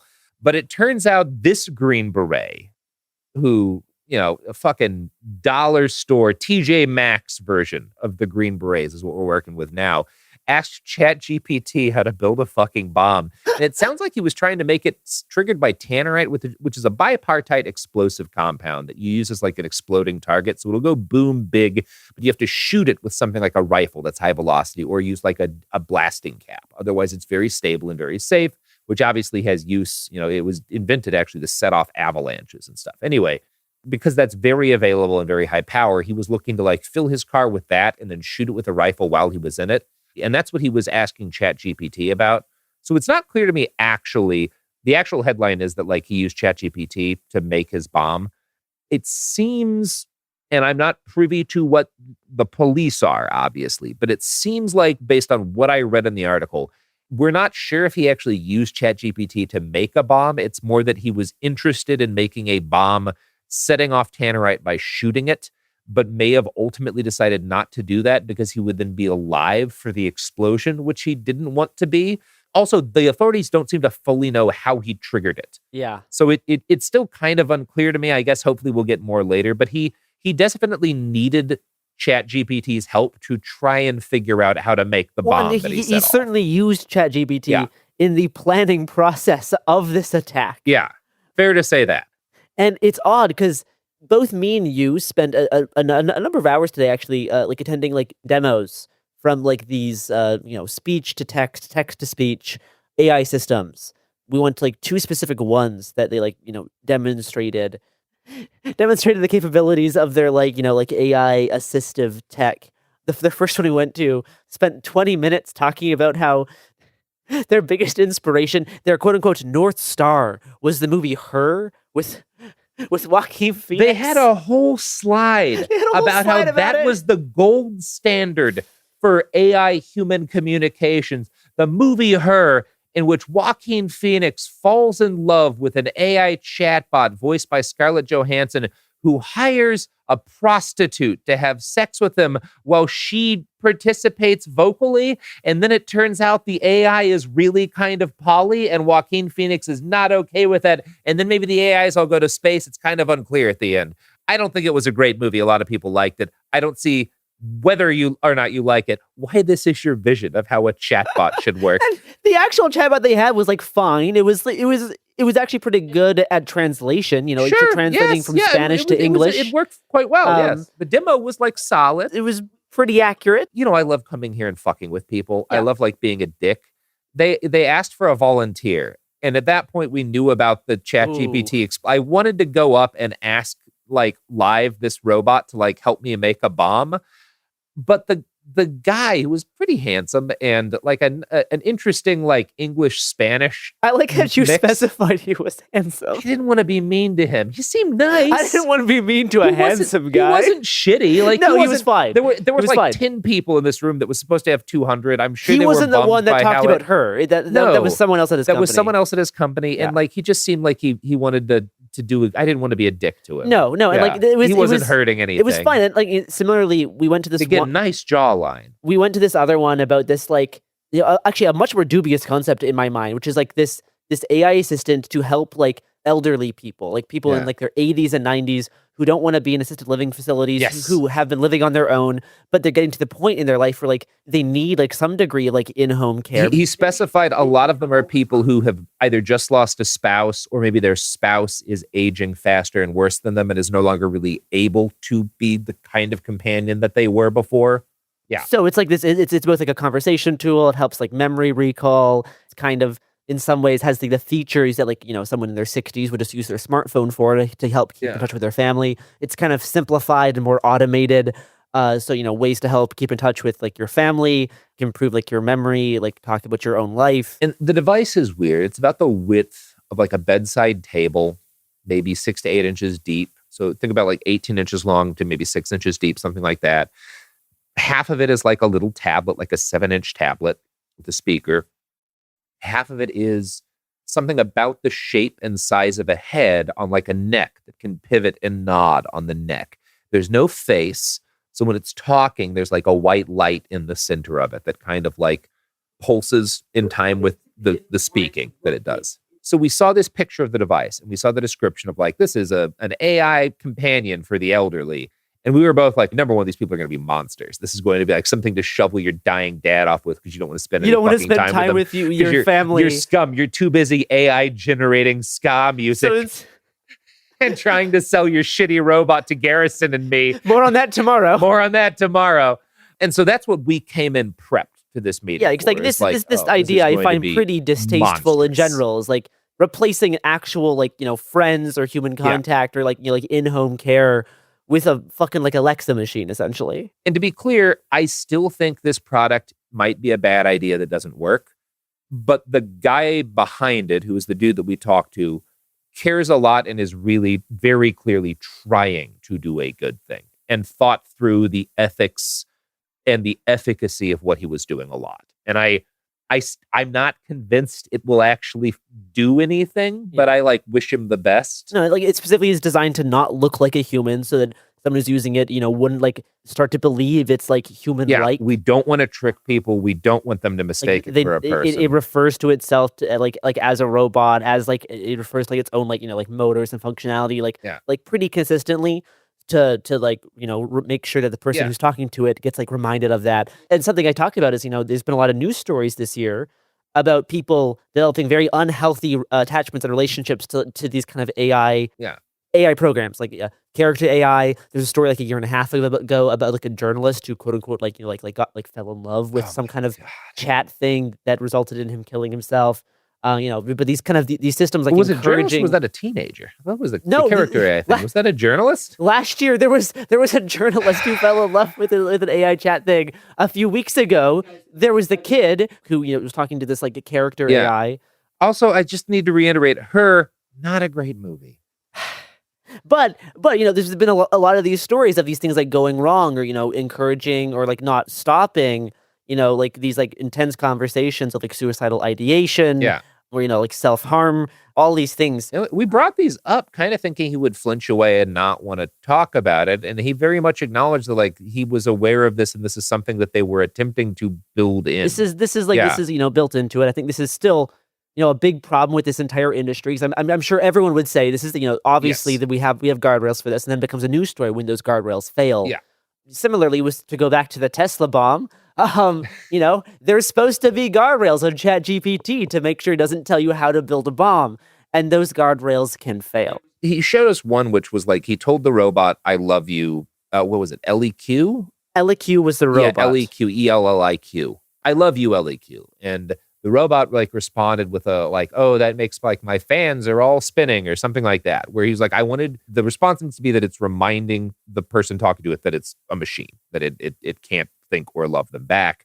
We don't want it to be negative, but we don't want to be like feeding into that." And I don't know that that's the best way to do that, but like at least they're thinking about that kind of thing. The thing that it was interesting to me is that he built this as the first proactive home AI thing. So unlike an Alexa or whatever, where it's just waiting for you to ask it something, but it does not chime in randomly to talk to you. Or it won't like change the subject either and like continue conversation. This will prompt you out of the blue. Be like, "Hey, how are you doing? How are you feeling today? It's been a while." And specifically, do you want to see pictures of your family? Do you want to see pictures of your family? Do you want to call your son? But do you want to play a game? Talk to me about that movie you saw last week. Talk to me about that. Hey, remind me, how did you meet your husband? Like literally these are all the things it will do. And it had some side features, like if it prompts you to start telling a story, it'll save that as like a memoir thing. So that like, when your elderly mother passes or whatever, it's saved up this like collection of stories over the years. And you can like show it pictures while you're telling it stories, and it will listen and it'll have comments and it'll ask you further questions about, so how did you feel, after meeting them this way? Like, that's really interesting. I didn't know that. Explain to me how it worked. And it'll also prompt you to send those to your kids. And the big thing, almost every kind of dialogue thing would prompt you to send a message to a friend or your kid. So a big part of it seemed to be, this is not a replacement. This is a machine that we hope people will get comfortable with, and then it can prompt them to try to engage with the world more and their loved ones. Because like that's our whole goal, is to connect them to people. I asked him, is like, part of this product is designed to like, help solve like loneliness in older adults. And like how much of this is really just like kind of trying to like replace actual human contact with this like, AI contact? Like, will that really help, loneliness? And he talked about how like I think like he said like 90% of the people who like use this, like it results in actually more communication with their family. Yeah, like, they have this in like some 2,000 homes right now. They have like 2,000 units. It's like a subscription model. I think it's right now it's like $99 a month. It's going to be boosted up to like $150 with some like extra features in the next year. It's very much still under evolution. So one thing he pointed out is that like, initially we had the ability to like connect people to other elderly folks using this. And so they've kind of formed their own community. They have like a weekly bingo game. They asked us to build in more chat so they can message each other directly. And so some of them are like playing bingo directly now through these machines. And I'm like, well, that seems probably good. Yeah. Yeah, because like I still am like fundamentally opposed to this premise. Yes. But it's interesting and it's seeing sad someone still, but very aging sad. is sad. Aging sad. Yeah. Right? That's not their fault. And it's interesting to see someone like approach this from like a very like compassionate standpoint, even if I find the actual kind of nature of this thing existing to be like deeply uncomfortable. Because I can't not find it off-putting. But I think there's a chance that it will help with the real problem. I certainly would prefer if it helped. Yeah. So I don't know. It was a unique in this world of like AI. It was a unique kind of like product for me where it's like, I don't know that this application of AI technology will actually do what you're hoping it will. But I got the vibe from that guy was nothing but goodwill. No, yeah, he really compared was to some of the other people we talked to today who are completely soulless.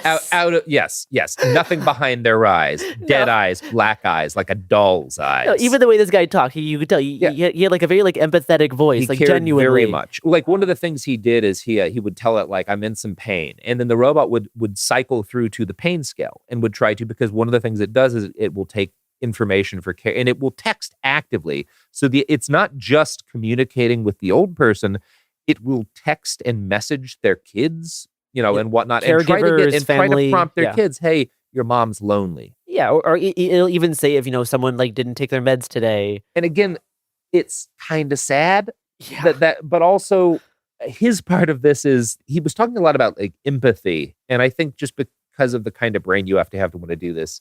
He used it in terms of like the machine's empathy, which it doesn't have. But the whole project, it was impossible not to see that he was a deeply empathetic man who was really trying to make the world better. And I can't not respect that.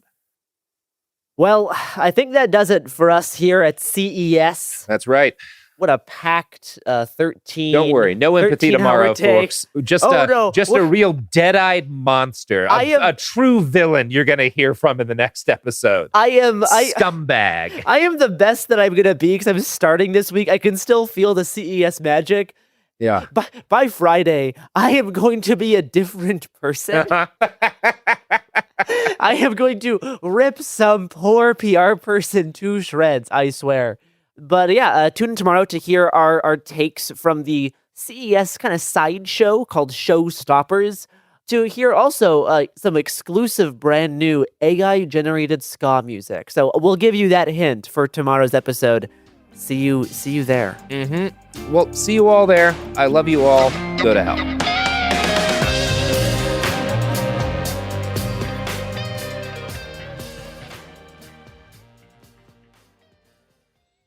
Ever feel like you're being chased by the marriage police? Welcome to Boys and Girls, the podcast where dating isn't dating. Arranged marriage is basically a reality show, except the contestants are strangers and your entire family is judging.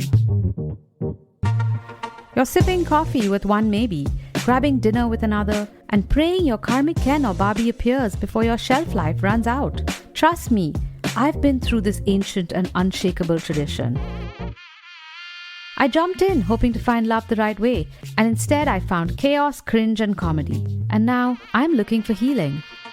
Boys and Girls dives into every twist and turn of the arranged marriage carousel. The meet awkward, the near misses, the heartbreak, and let's not forget all the jokes. Listen to Boys and Girls on the iHeartRadio app, Apple Podcasts, or wherever you get your podcasts. This is Ryder Strong with a podcast called The Red Weather.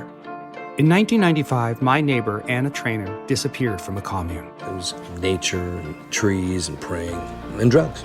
So no, I am not your guru. And back then, I lied to everybody. They have had this case for 30 years. I'm going back to my hometown to uncover the truth. You can now binge all episodes of The Red Weather on the iHeartRadio app, Apple Podcasts, or wherever you get your podcasts. You know Roald Dahl, the writer who thought up Willy Wonka, Matilda, and the BFG. But did you know he was also a spy? Was this before he wrote his stories? It must have been. Our new podcast series, The Secret World of Roald Dahl, is a wild journey through the hidden chapters of his extraordinary, controversial life. His job was literally to seduce the wives of powerful Americans. What? And he was really good at it.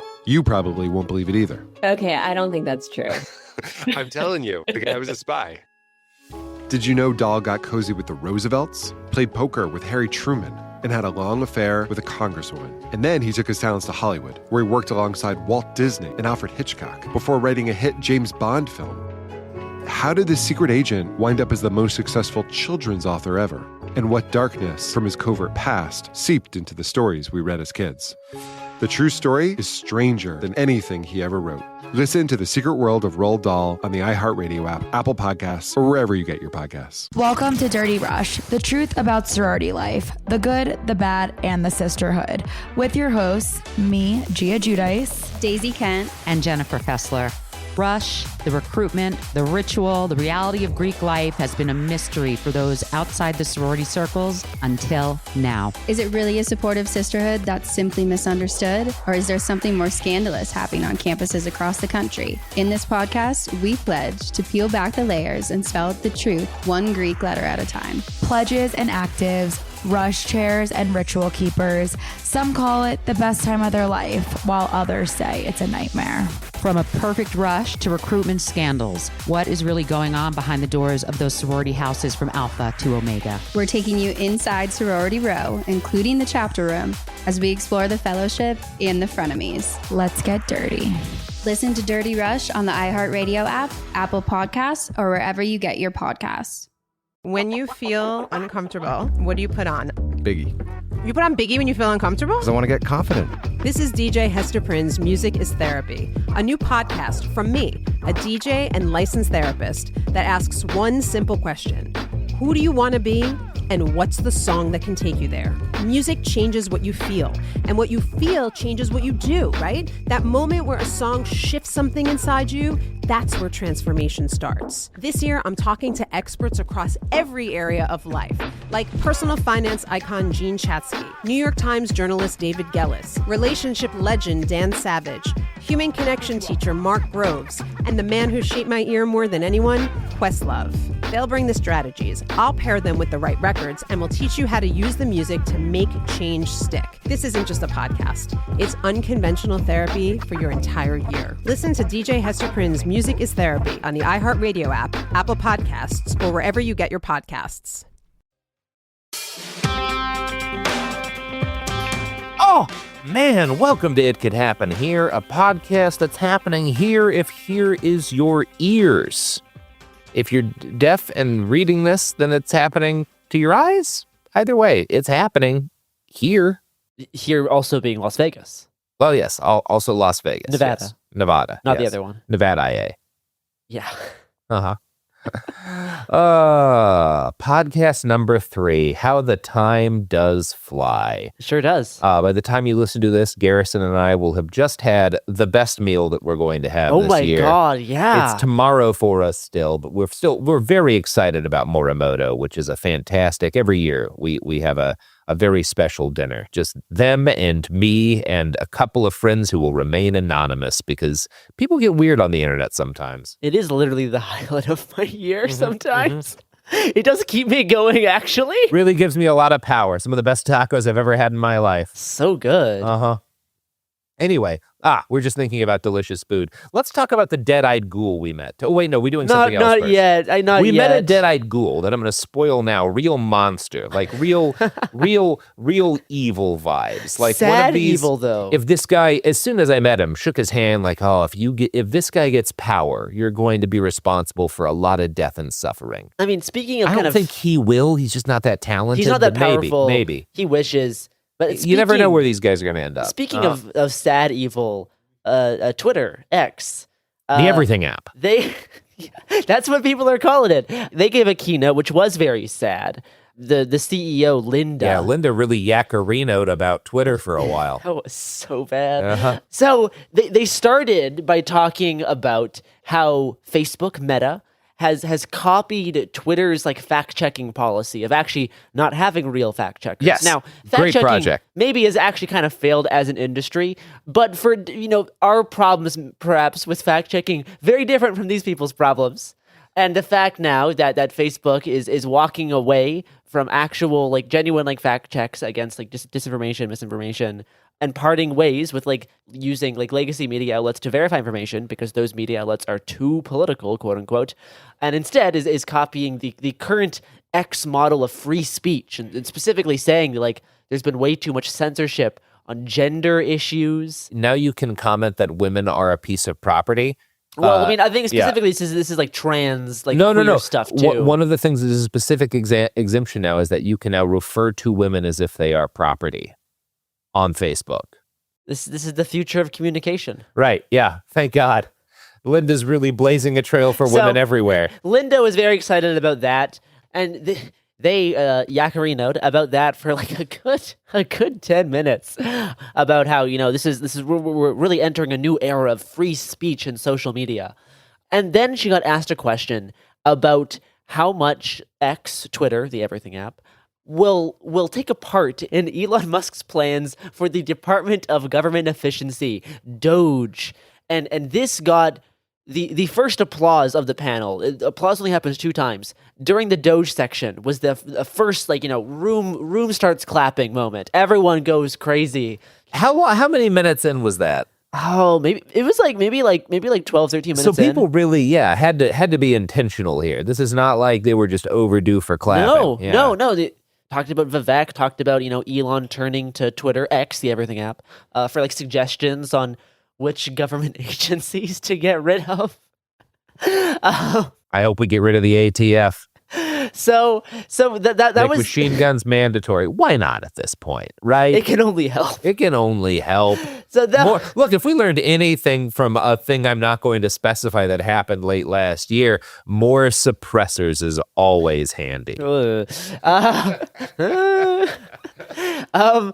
second thing that got applause was what they talked about next. Was about, you know, like everyone's turning to X, Twitter, the everything app. The everything app, yeah. For information now. And Twitter, X, the everything app, played a crucial part in bringing to light the Muslim rape gang story in the UK and how that was so important for saving children. And we have to post more, not less. And like this was the other thing that got massive applause, was talking about the rape gangs. People love rape gangs. That was a pretty good Star Trek episode. That was Tasha Yar's planet with the rape gangs. One of the more blackpilling things. It wasn't a very good Star Trek episode. It's also not a good Trek episode. I was referring to the panel, not the Trek episode. But that was the other thing that got massive applause. Is this like save the children type rhetoric, and you know saying, you know, like as a mother, it's so important that the more people post about this problem. That was the 2 big applause moments. But I think in general, this whole panel was trying to, like, you know, demonstrate how symbiotic a new Trump presidency and Elon Musk's Twitter are going to be. This is your direct info line. This is a tap from the Trump presidency and, like, to you. This is how you talk to the new government. Like, this is how you talk to all of these new people, all these new cabinet members. They're all on Twitter. They're all talking on Twitter. This is how you stay connected to the new government. It's interesting. One thing I'm curious about. So this is a thing that happened the last set of Nazis that gained power in a country in a big way. The German ones. There was this common attitude of like, if only Hitler knew, because Nazi policies didn't help the people they were supposed to help. They hurt a lot of people. Like they were just bad at everything, like fascists tend to be. And there was this attitude that like, well, Hitler can't know.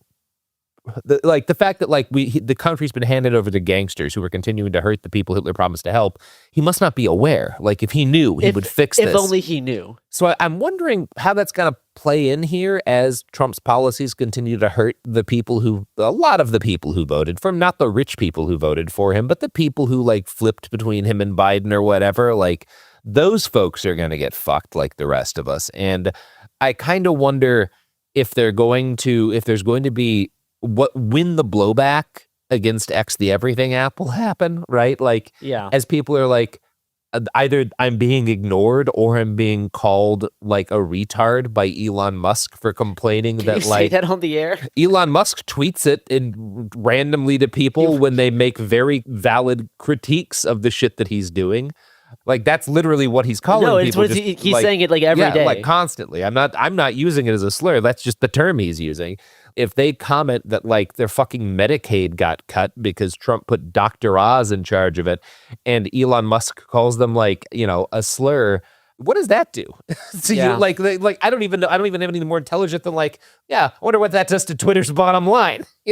I mean, yeah, I'm not sure if they care anymore. I mean, something else Linda talked about is how Twitter's the only place for independent news to spread, and as both of us have worked in the independent journalism mines, nothing spreads on Twitter anymore. No, if it's news, it doesn't. The only thing that spreads is like the shit that makes people very angry but keeps them on the site, like articles, videos. If it takes you off site, it doesn't. I mean, yeah, things that go viral and get spread is like encouraging racial riots, yes, pogroms, essentially. Yeah, which is what happened last year in the UK, and they're sure trying to do it again. I mean, I think some of what she's referencing is there's a lot of like throttling intentionally of people on maybe our proclivities, and there's a degree of boosting for more centrist or right wing journalists, and maybe that's some of what they could be kind of more referring to there. But it was a short keynote, only 30 minutes. Just the two things that got applause are Doge. Linda doesn't know that many words, so they really need to keep it under 30 minutes. Doge and literally Muslim rape gangs is this type of like very, very gross racial fear mongering, and those are the things that like lit up the room. We all want there to be an after where there's even the minimal degree of accountability that happened after the Nazis, but like what I try to in my darker moments think is like, well, that's another person who like really made the argument of like what needs to happen when this ends, because it's just, I want to hurt people. My business is enabling harm. I want to get mobs in the street beating migrants. Like that's Linda's business. Yeah. That's the business she has willfully attached herself to. And we should all see that. It's very important to not stop talking about it like what it is. These people are trying to cause racial violence, and they are trying to cause gendered violence, and they are trying to cause harm at scale to communities of people that they see financial profit in damaging. Well, in other uplifting CES news. Cool stuff. I love the Consumer Electronics Show. Actually, I think it might be time for an ad break. Speaking of damaging communities of people. That's right. There's a chance. Yeah, ads. Oh, well.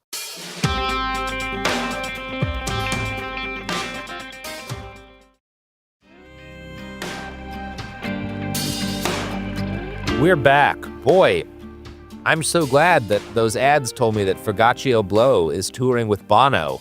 I never thought they'd do it. But boy, howdy. And they're singing each other's songs. So, that's really exciting. It's like when Barbara did Celine. I don't know who Barbara or Celine is, but that's... Oh, my God. That's cool, Robert. Luckily, I do know what ska is. I consider myself a they of culture. And for tonight, me and Robert attended this kind of like side event at CES called Showstoppers. And as you walk around the CES floor, there's a lot of, frankly, garbage. There's a lot of just mostly garbage and stuff that you or stuff that like you're just not interested in because you're not literally buying like screens from a manufacturer in China. Like it's like that's just not the business you're into because some of this stuff is meant for companies. So right? much floor space. Like there's like we walked 20,000 steps today. The town that I spent the first 7 years of my life in is smaller than one of the rooms CES is held in. There's like four of them. It's across like 3 hotels and a massive convention center. 90,000 people come into town for this thing. It can be hard to like see everything you want to. Now, what's cool about Showstoppers, this side event at the Bellagio, is that basically it's a room full of kind of all the coolest stuff. A whole bunch of stuff that has won CES Innovation Awards, all packed into one room with food and alcohol. So, oh boy, did I order free food and free alcohol. So many drinks that I then just left on tables. And always pretty good food. Pretty good food. Yeah. So we walked around Showstoppers, and there was a number of pretty cool stuff that we saw. Yeah. But I think it's maybe time to talk about the saddest man. The villain. The villain of the episode. The villain of the episode and of this year's CES. I have trouble. Can you bring up their name? Because I'm going to want to get this right. So okay. This could be dangerous. But we hadn't. Neither of us had eaten, and I had like a hot dog 8 hours ago and walked literally 19,000 steps and also done 40 minutes of push-ups in between. So I was starving. So we like shovel food into our faces, and then we turn. The first booth we see is called Open Droid. Open Droid. Or Open Droids? Droids? Droids, yes, there is an S. Open Droids. And it's like kind of Star Wars-y font. It is. And I did ask them if, they had any issues with Lucasfilm. Apparently not yet. Sue them, Lucasfilm, by the way. Sue these kids. I know Destroy there's them. people who work for Lucasfilm who listen to this. Crush them. Burn them like Los Angeles is burning down as we speak. They had a giant sign that said R2D3. Yeah, that's the name of the robot that they're selling. And the robot that they're selling is like an AI-enabled household helping / like retail, robot where it basically is like a human torso with articulated arms and pincher hands and then the base is like a little tank, basically. It's got like treads or wheels and it rolls. It has wheels, yeah. And then the torso, there's like a tall, maybe 6 foot tall, like pillar built into this like rolling base that the torso slides up and down on. And this was their way of not making like what Musk is trying to do, right? A humanoid robot where you have to figure out like knees and balance and stuff. It's like, no. Or like Boston Dynamics. Wheels are right. Wheels are cheap. It'll roll. It works in most situations, and then, but you still have the ability for it to articulate and go up higher or go down lower, like something that can crouch, but it's much simpler. You don't have to deal with nearly as much. And so I saw that. I'm like, oh, well, that's at least somebody who's thinking about like, how do we make something like this like more affordable and less complicated, less to fuck up? And so I start talking with one of the co-founders of the company, who is an Indian guy in his 40s, something around that. He had like gray hair. He said he'd spent 20 years in robotics. Very nice guy. I brought up that I thought the design was interesting, and he was very much specifying like, here's the things we didn't do because they were too difficult, too inefficient. This is what we're thinking of. This is a machine that can fold laundry. This is a machine that can do dishes. This is a machine. And he was very much specifying, and the way he phrases like, these are undesirable tasks people don't want to do. And this is a robot that can handle those for like small businesses or for households. And we do see this as eventually like something like this we want to have in households. But he was more focused on small businesses. And he was, again, very focused on this is a thing that will do undesirable tasks for people, right? And as I started asking more questions, at a certain point, I got foisted off to the co-founder of the company. Is it the co-founder or is it just like another one of their reps? I'm assuming co-founder because I think it's just a couple of guys, but maybe I'm wrong about it. Sorry. I got foisted over to the other of the two guys. There were two guys there, right? I'm not sure because they don't have listed anywhere what their role in the company is.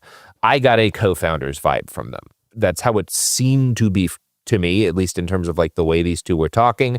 But I don't know the scope of the Open Droids company. Maybe there's a lot more there. It's just like a PR guy. But these were the two guys who were there talking to us. So one of them is this very wonky engineer who's been at this a long time and was really focused on the nuts and bolts details and wanted to build a robot that could handle unpleasant tasks for human beings, right? The same thing we've all been wanting to see. So at this point, I'm like, well, this could work. Maybe this is a viable product, right?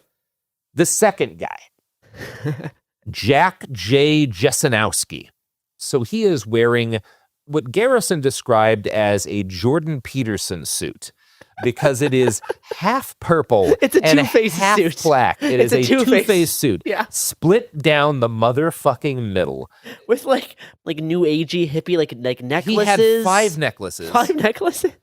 5 necklaces. He had pants with like embroidered flowers on them. And like a nose bridge, like it looked like one of those things you put in your nose. When that was one of the other things at Showstoppers. There was a company that was doing that. So yeah. He had wannabe Steve Jobs vibes from his half unbuttoned shirt and many spiritual medallions to his like Jordan Peterson suit and very much just that like, I am the charismatic founder and what I bring to the table. My partner knows how to build robots. I'm charismatic. I'm Jack J. Jesenowski. And Jack and I started talking. And boy, howdy, we had us a conversation. And I think we're just going to play that. What do I need to do to set this up? No, I think you've set it up. We walk up to Jack. I start recording, and we start talking about the robot. And then things spin in some pretty interesting directions. Yeah. All right. So what is this thing useful for? Well, generally capable, just like a human can reach to the floor and reach up high to a cupboard, go up and down. That's what we made this for, obviously, in a little bit of a different fashion, because most surfaces are level. We don't need to reinvent the wheel. And the biggest market that we're going after is households, domestic, dishes, laundry, make the bed, clean up around the house. Eventually cooking, that's more fine-tuned. Dishes and laundry is really that first task that is going to be fully autonomous. Obviously, from a folding standpoint and cooking standpoint, you can do teleoperation today, so can use cheaper labor internationally through a robot, but full autonomous is coming very quickly, like Jensen talked about recently. So I see there's a lot of folks in the robot space that are trying robots based on the human form. Right. You guys have not gone that route. Talk to me about that. Droid form, yes. Well, as we know, robots didn't evolve from monkeys, and so we have an ability to reimagine them. All of the existing hardware we use in the world has wheels for a reason. It just works better. It's easier. There's less friction. That means there's less maintenance. That means there's less energy output. It's efficiency. It's also easier for us to manufacture that stuff at scale. So I think long term, do robots all have legs? Yeah, more or less. The home robot does turn into the legged robot because then it can go with you in the car, everything.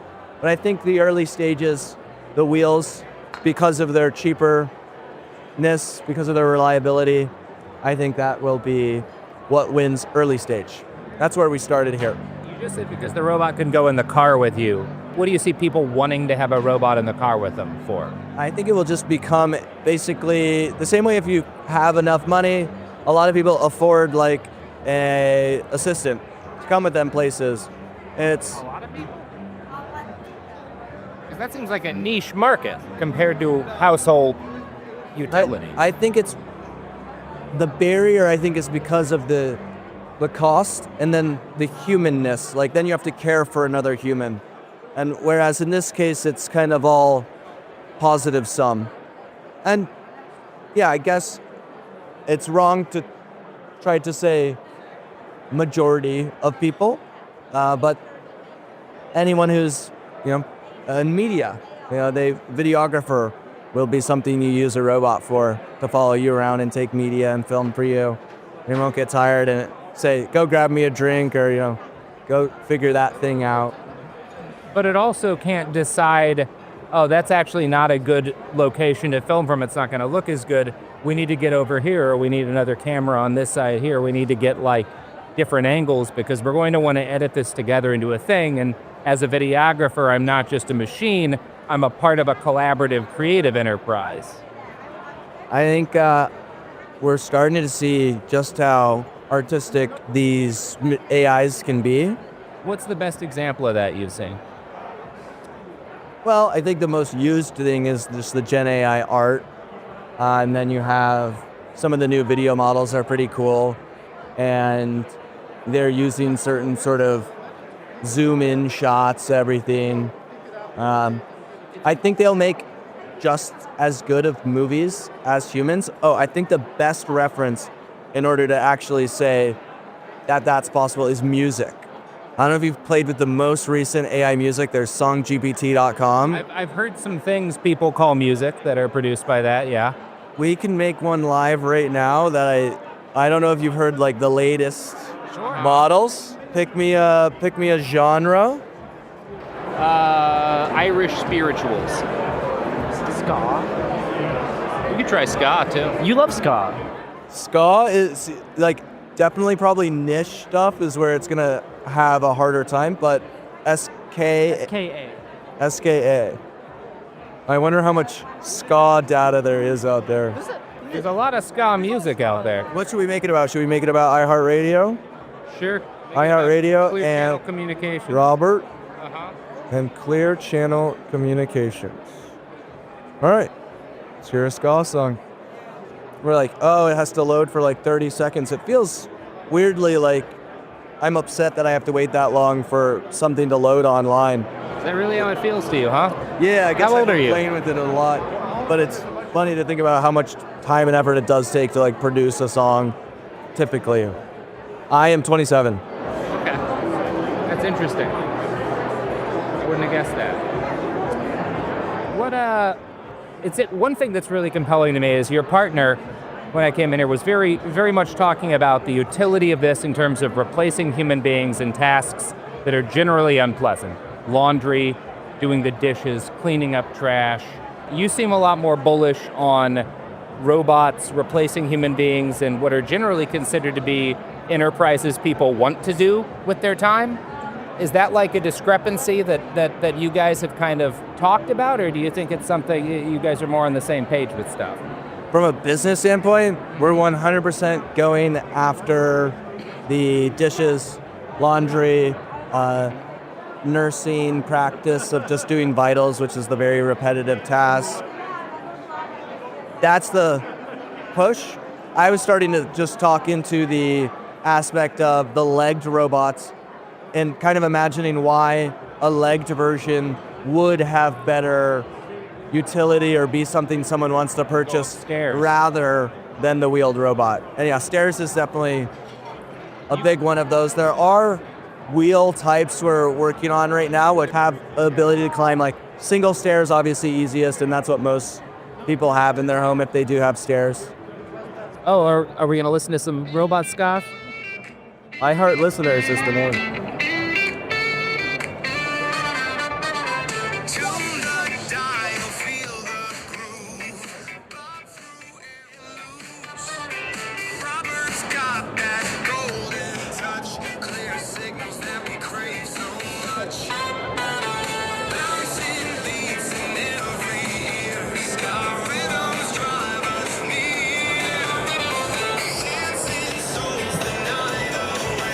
Is this ska? It's a pretty basic melody. I mean, there's horns in it, but I feel like it's kind of taken I feel like it's trying to do pop, that it's just thrown some horns in on. This is a little closer to ska, although it's still.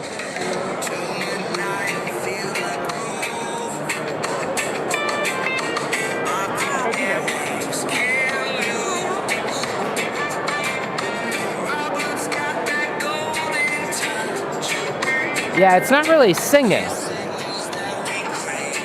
but I guess that's a matter of taste. What do you listen to? This is the worst it's gonna be. I hear that a lot.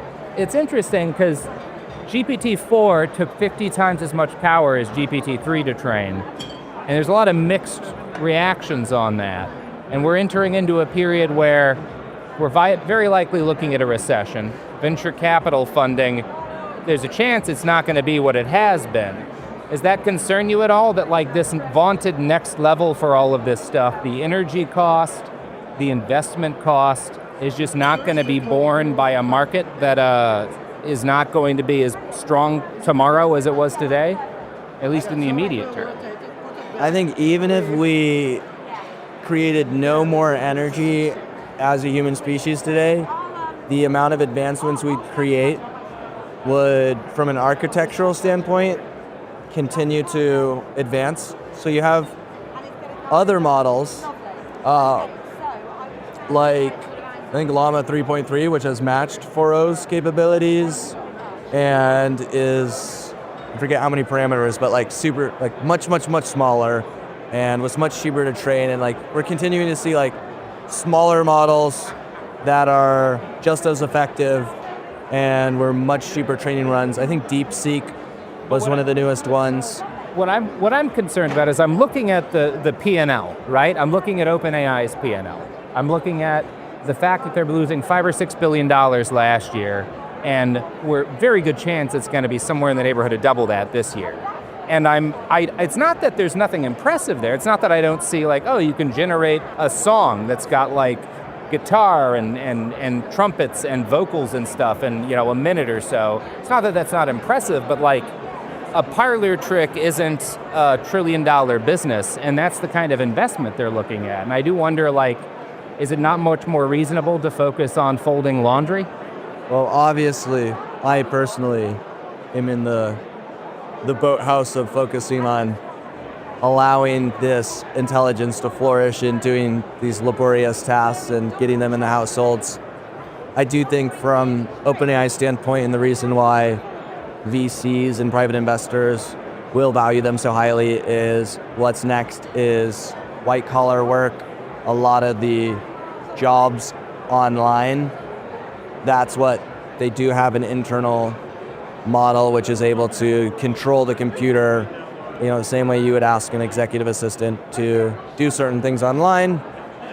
Now it's just Adobe's handing along all of their emails now through AIs, which is, we'll see how well that works in the long term. There have been some interesting polling on like the degree to which customers and investors feel trust when somebody's responding to them with an AI. But what's interesting me more here is the dichotomy between what I see here is a very pragmatic choice, which is we're not going to try and remake a human being formed robot and deal with like knees and hips and all of that stuff. We don't need that. We can have it turn up and down on this platform and reach things the same way, melded to what I consider to be kind of a little more pie in the sky. We're viewing this as eventually something that can take creative roles and think independently and make things, which is, it's interesting to me to see that in a company's DNA. What, you guys are 8 months out right now? Yep. Is that what you're more interested in? I'd say I tailor my pitch to the person I'm talking to. So some people definitely enjoy thinking about more of the sci-fi futures that are coming. For example, the droids building droids moment.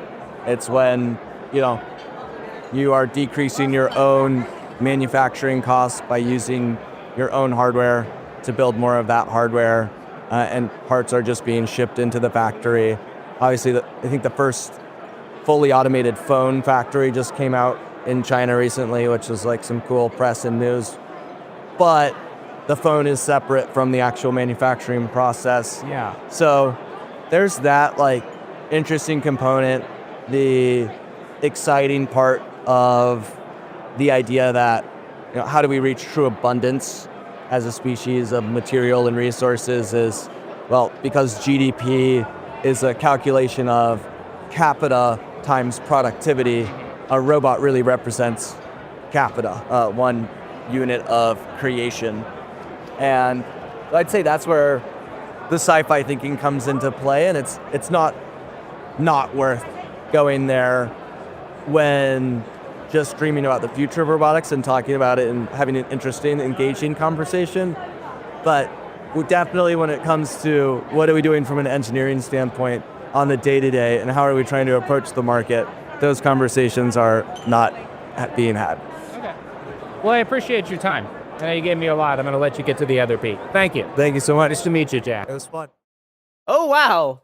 That's super interesting. I hope you all liked Jack J as much as I didn't. Getting to 27 years old and not knowing what ska Shocked is. he's that old. I thought he would much younger. Like, you thought he was like 22. Yes. But the fact that he didn't know what ska was as a genre. He was unaware of it. I don't think he listens to music. Well, he listens to AI generated music. He listens to AI generated music. It's just as good. He has the most I listen to AI generated music vibes out of anyone I've ever seen before. Just very clearly does not have a soul.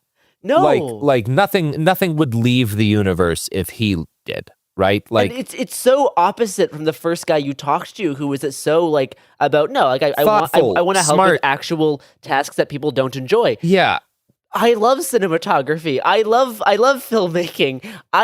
First of all, I don't think a robot can replace this. No, I watched 5 different AI generated movies yesterday, and they all looked like shit. Even like a robot handling a physical camera to make choices on like shot framing and composition and like movement. It's one thing to be like, we have a race car going, and so we've got this robot on a track, so we can go 70 miles an hour, and we're just kind of running on a straight track to follow it because a human being can't move that fast. Sure. One thing we've left out of this up so far, so this machine that I described earlier, this robot that goes up and down this rolling base, has a floppy Donald Trump mask over its head, which first attracted us to this. Yeah, that's why we showed up there in the first place. Because you have a robot moving its arms around, wearing a Donald Trump mask, and as Robert was interviewing this guy, the robot was like moving around and like trying to simulate its washing dishes capability. and it knocked over the same water bottle about 5 times. It couldn't pick it up consistently. So I would not trust it with my fine china. I'll say that. As soon as I got up there, I asked, like, I could take my jacket off now. Can it fold? And he was like, well, we'd have to reprogram it. And it was this, when I talked to the guy, I was like, because he was like, yeah, we really see this as being, potentially good for elder care. Sure. And, we had just seen the product we talked about in the last episode, which for all of its, I don't know that I think it'll work, was like, a lot of thought and care went into it. I was like, okay, so like, what work have you done to build a machine that can like communicate and be helpful to like people who are dealing with health issues in their later years?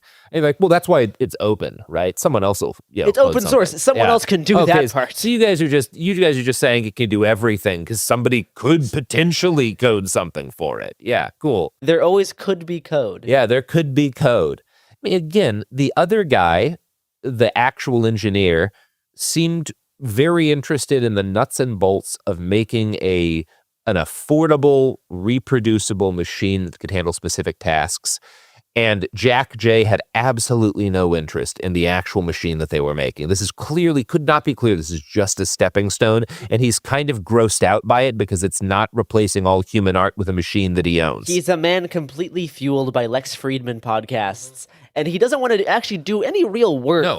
He just wants to talk about how AI is going to take over everything, and we have to welcome it in. And here, listen to this ska. He wants to take money by owning something that does not provide anything and also put people out of work. Like, at no point did he express a desire to do anything other than replace something people were already doing with something worse that tech guys could profit from.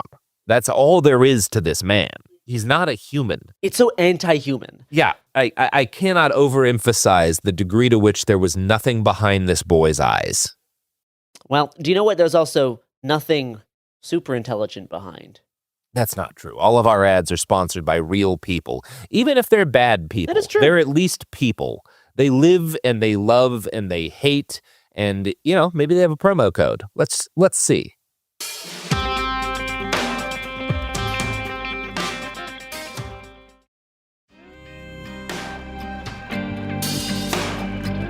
All right, so after our lovely robotics Jack J. Jesenowski ska adventure. Oh yeah, God. Also, the ska was shit. Not good. Not good. It didn't. It just kept saying the word ska. It kept saying the word ska in the music and saying the word Robert. Yeah. Saying the word Robert and ska repeatedly while just doing random noises.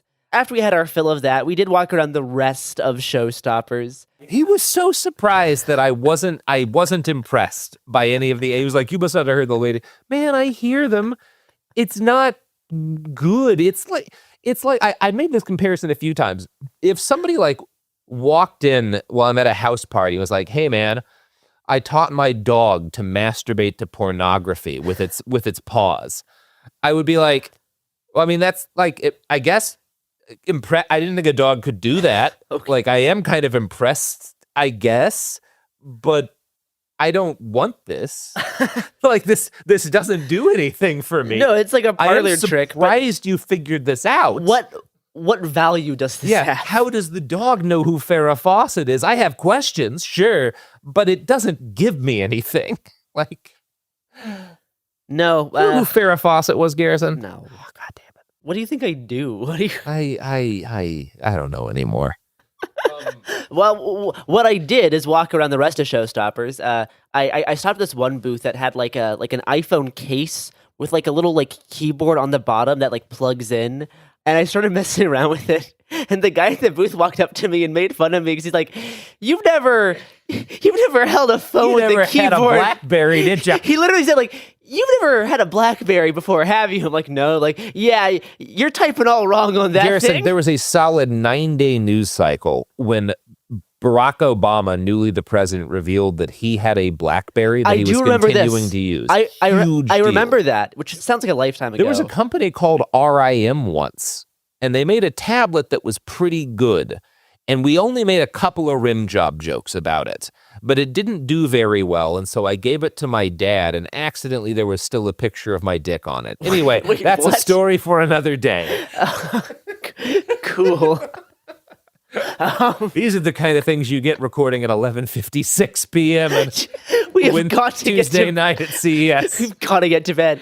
But no, he made fun of me for not knowing how to use a smartphone keyboard. He did the right thing. I don't need to use that because I have a keyboard on my phone built in already. It's much faster. So anyway, we stopped at this company that makes software to use in conjunction with the augmented reality glasses and any like high-powered laptop, specifically the laptops that have like built-in like co-pilots because they require like higher processing power. Yeah, they have an NPU or something like that. Yeah, like an AMP. Neuro processing unit is what they're calling like the AI dedicated GPU thing effectively. It allows you to hook up these glasses and run, possibly infinite amount of monitors using AR. And we talked about this company last year because we saw them at Showstoppers. You put on the glasses and it's like you've got 6 monitors or whatever that are all full size. And it's actually really easy to use. It works very well. It's seamless. It's nice. It's good quality, easy to use. You can move the monitors around. It's an excellent gadget. We talked to them last year, and the main thing that was holding us back on it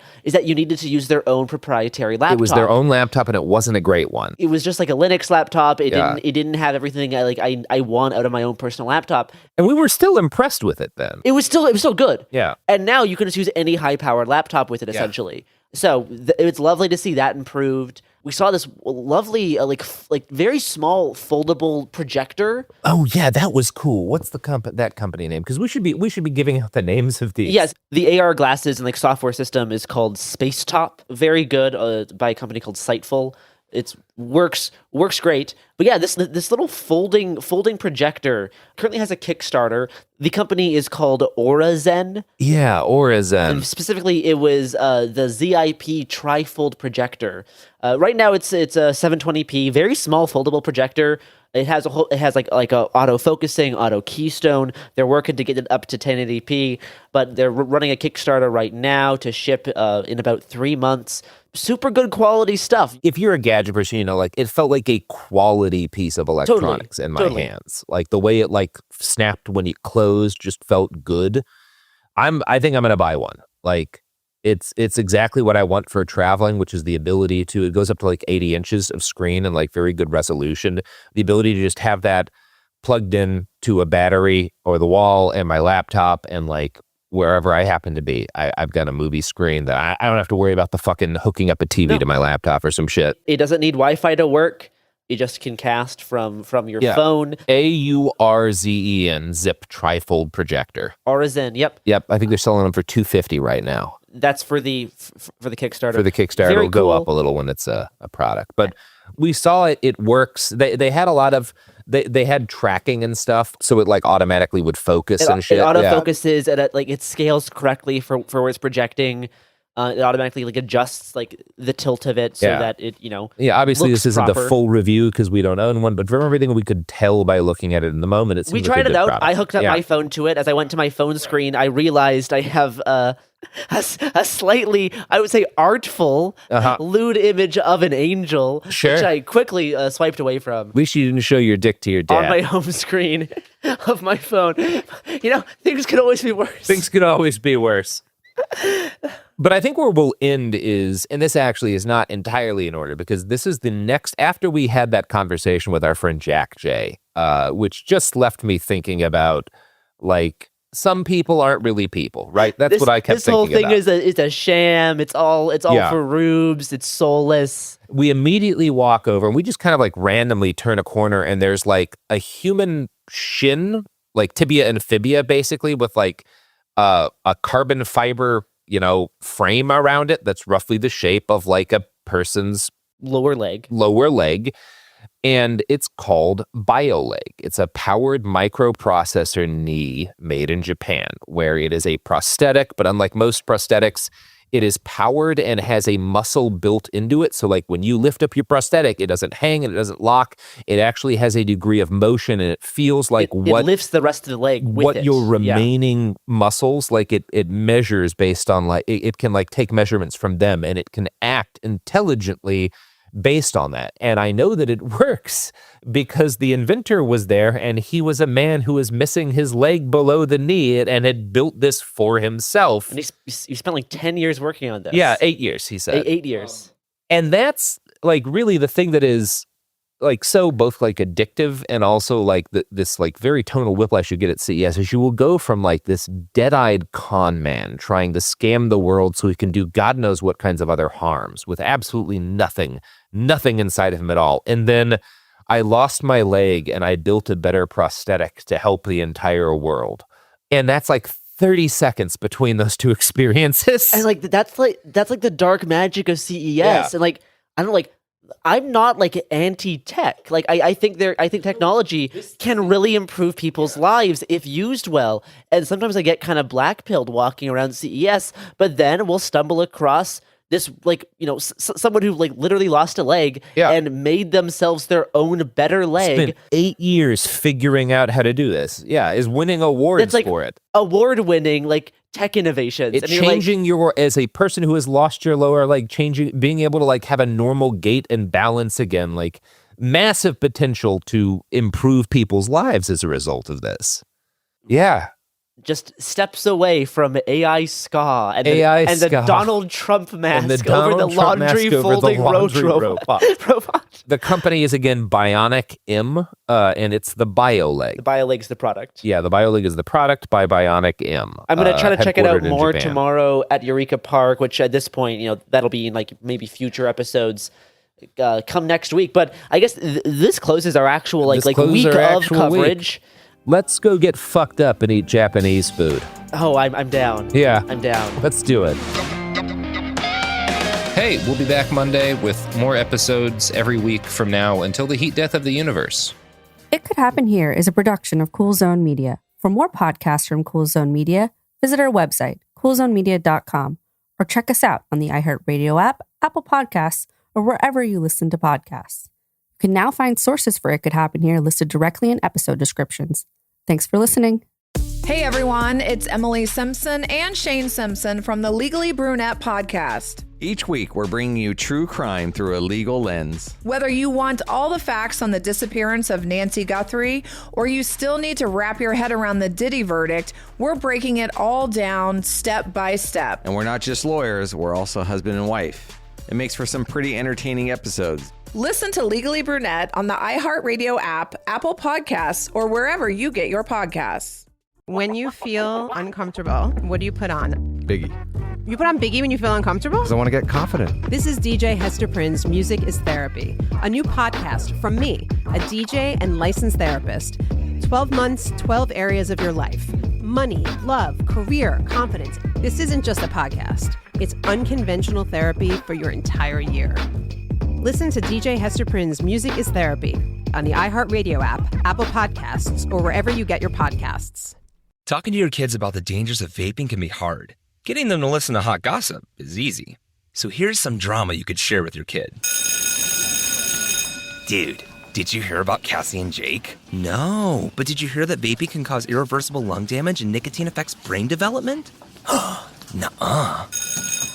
You don't need to gossip if you want to have an open conversation about vaping. So if you want to get tips on when and how to talk to your kids, visit talkaboutvaping.org. Brought to you by the American Lung Association and the Ad Council. The human body is a beautiful machine, and keeping it running means understanding how it actually works. Which is why This Podcast Will Kill You is doing a multi-part series on sleep, what it's for, why our bodies don't follow neat rules, and why modern life is not helping. When you consider what we know about sleep in humans, there's one rule that comes out. We are predictably unpredictable sleepers. We'll continue exploring how the body works with a multi-part series on digestive function. So listen to our newest series, which runs January 20th through February 17th, with new episodes every Tuesday. From the Exactly Right Network, listen to This Podcast Will Kill You on the iHeartRadio app, Apple Podcasts, or wherever you get your podcasts. Then she says, have you seen a photo of my son? And I'm like, who is this person? Welcome to the Boys and Girls Podcast. Arranged marriage is basically a reality show, and you're auditioning for your soulmate. And who's judging?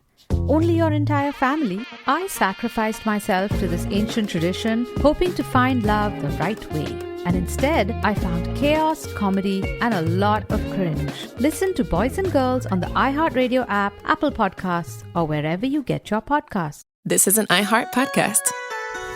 guaranteed human.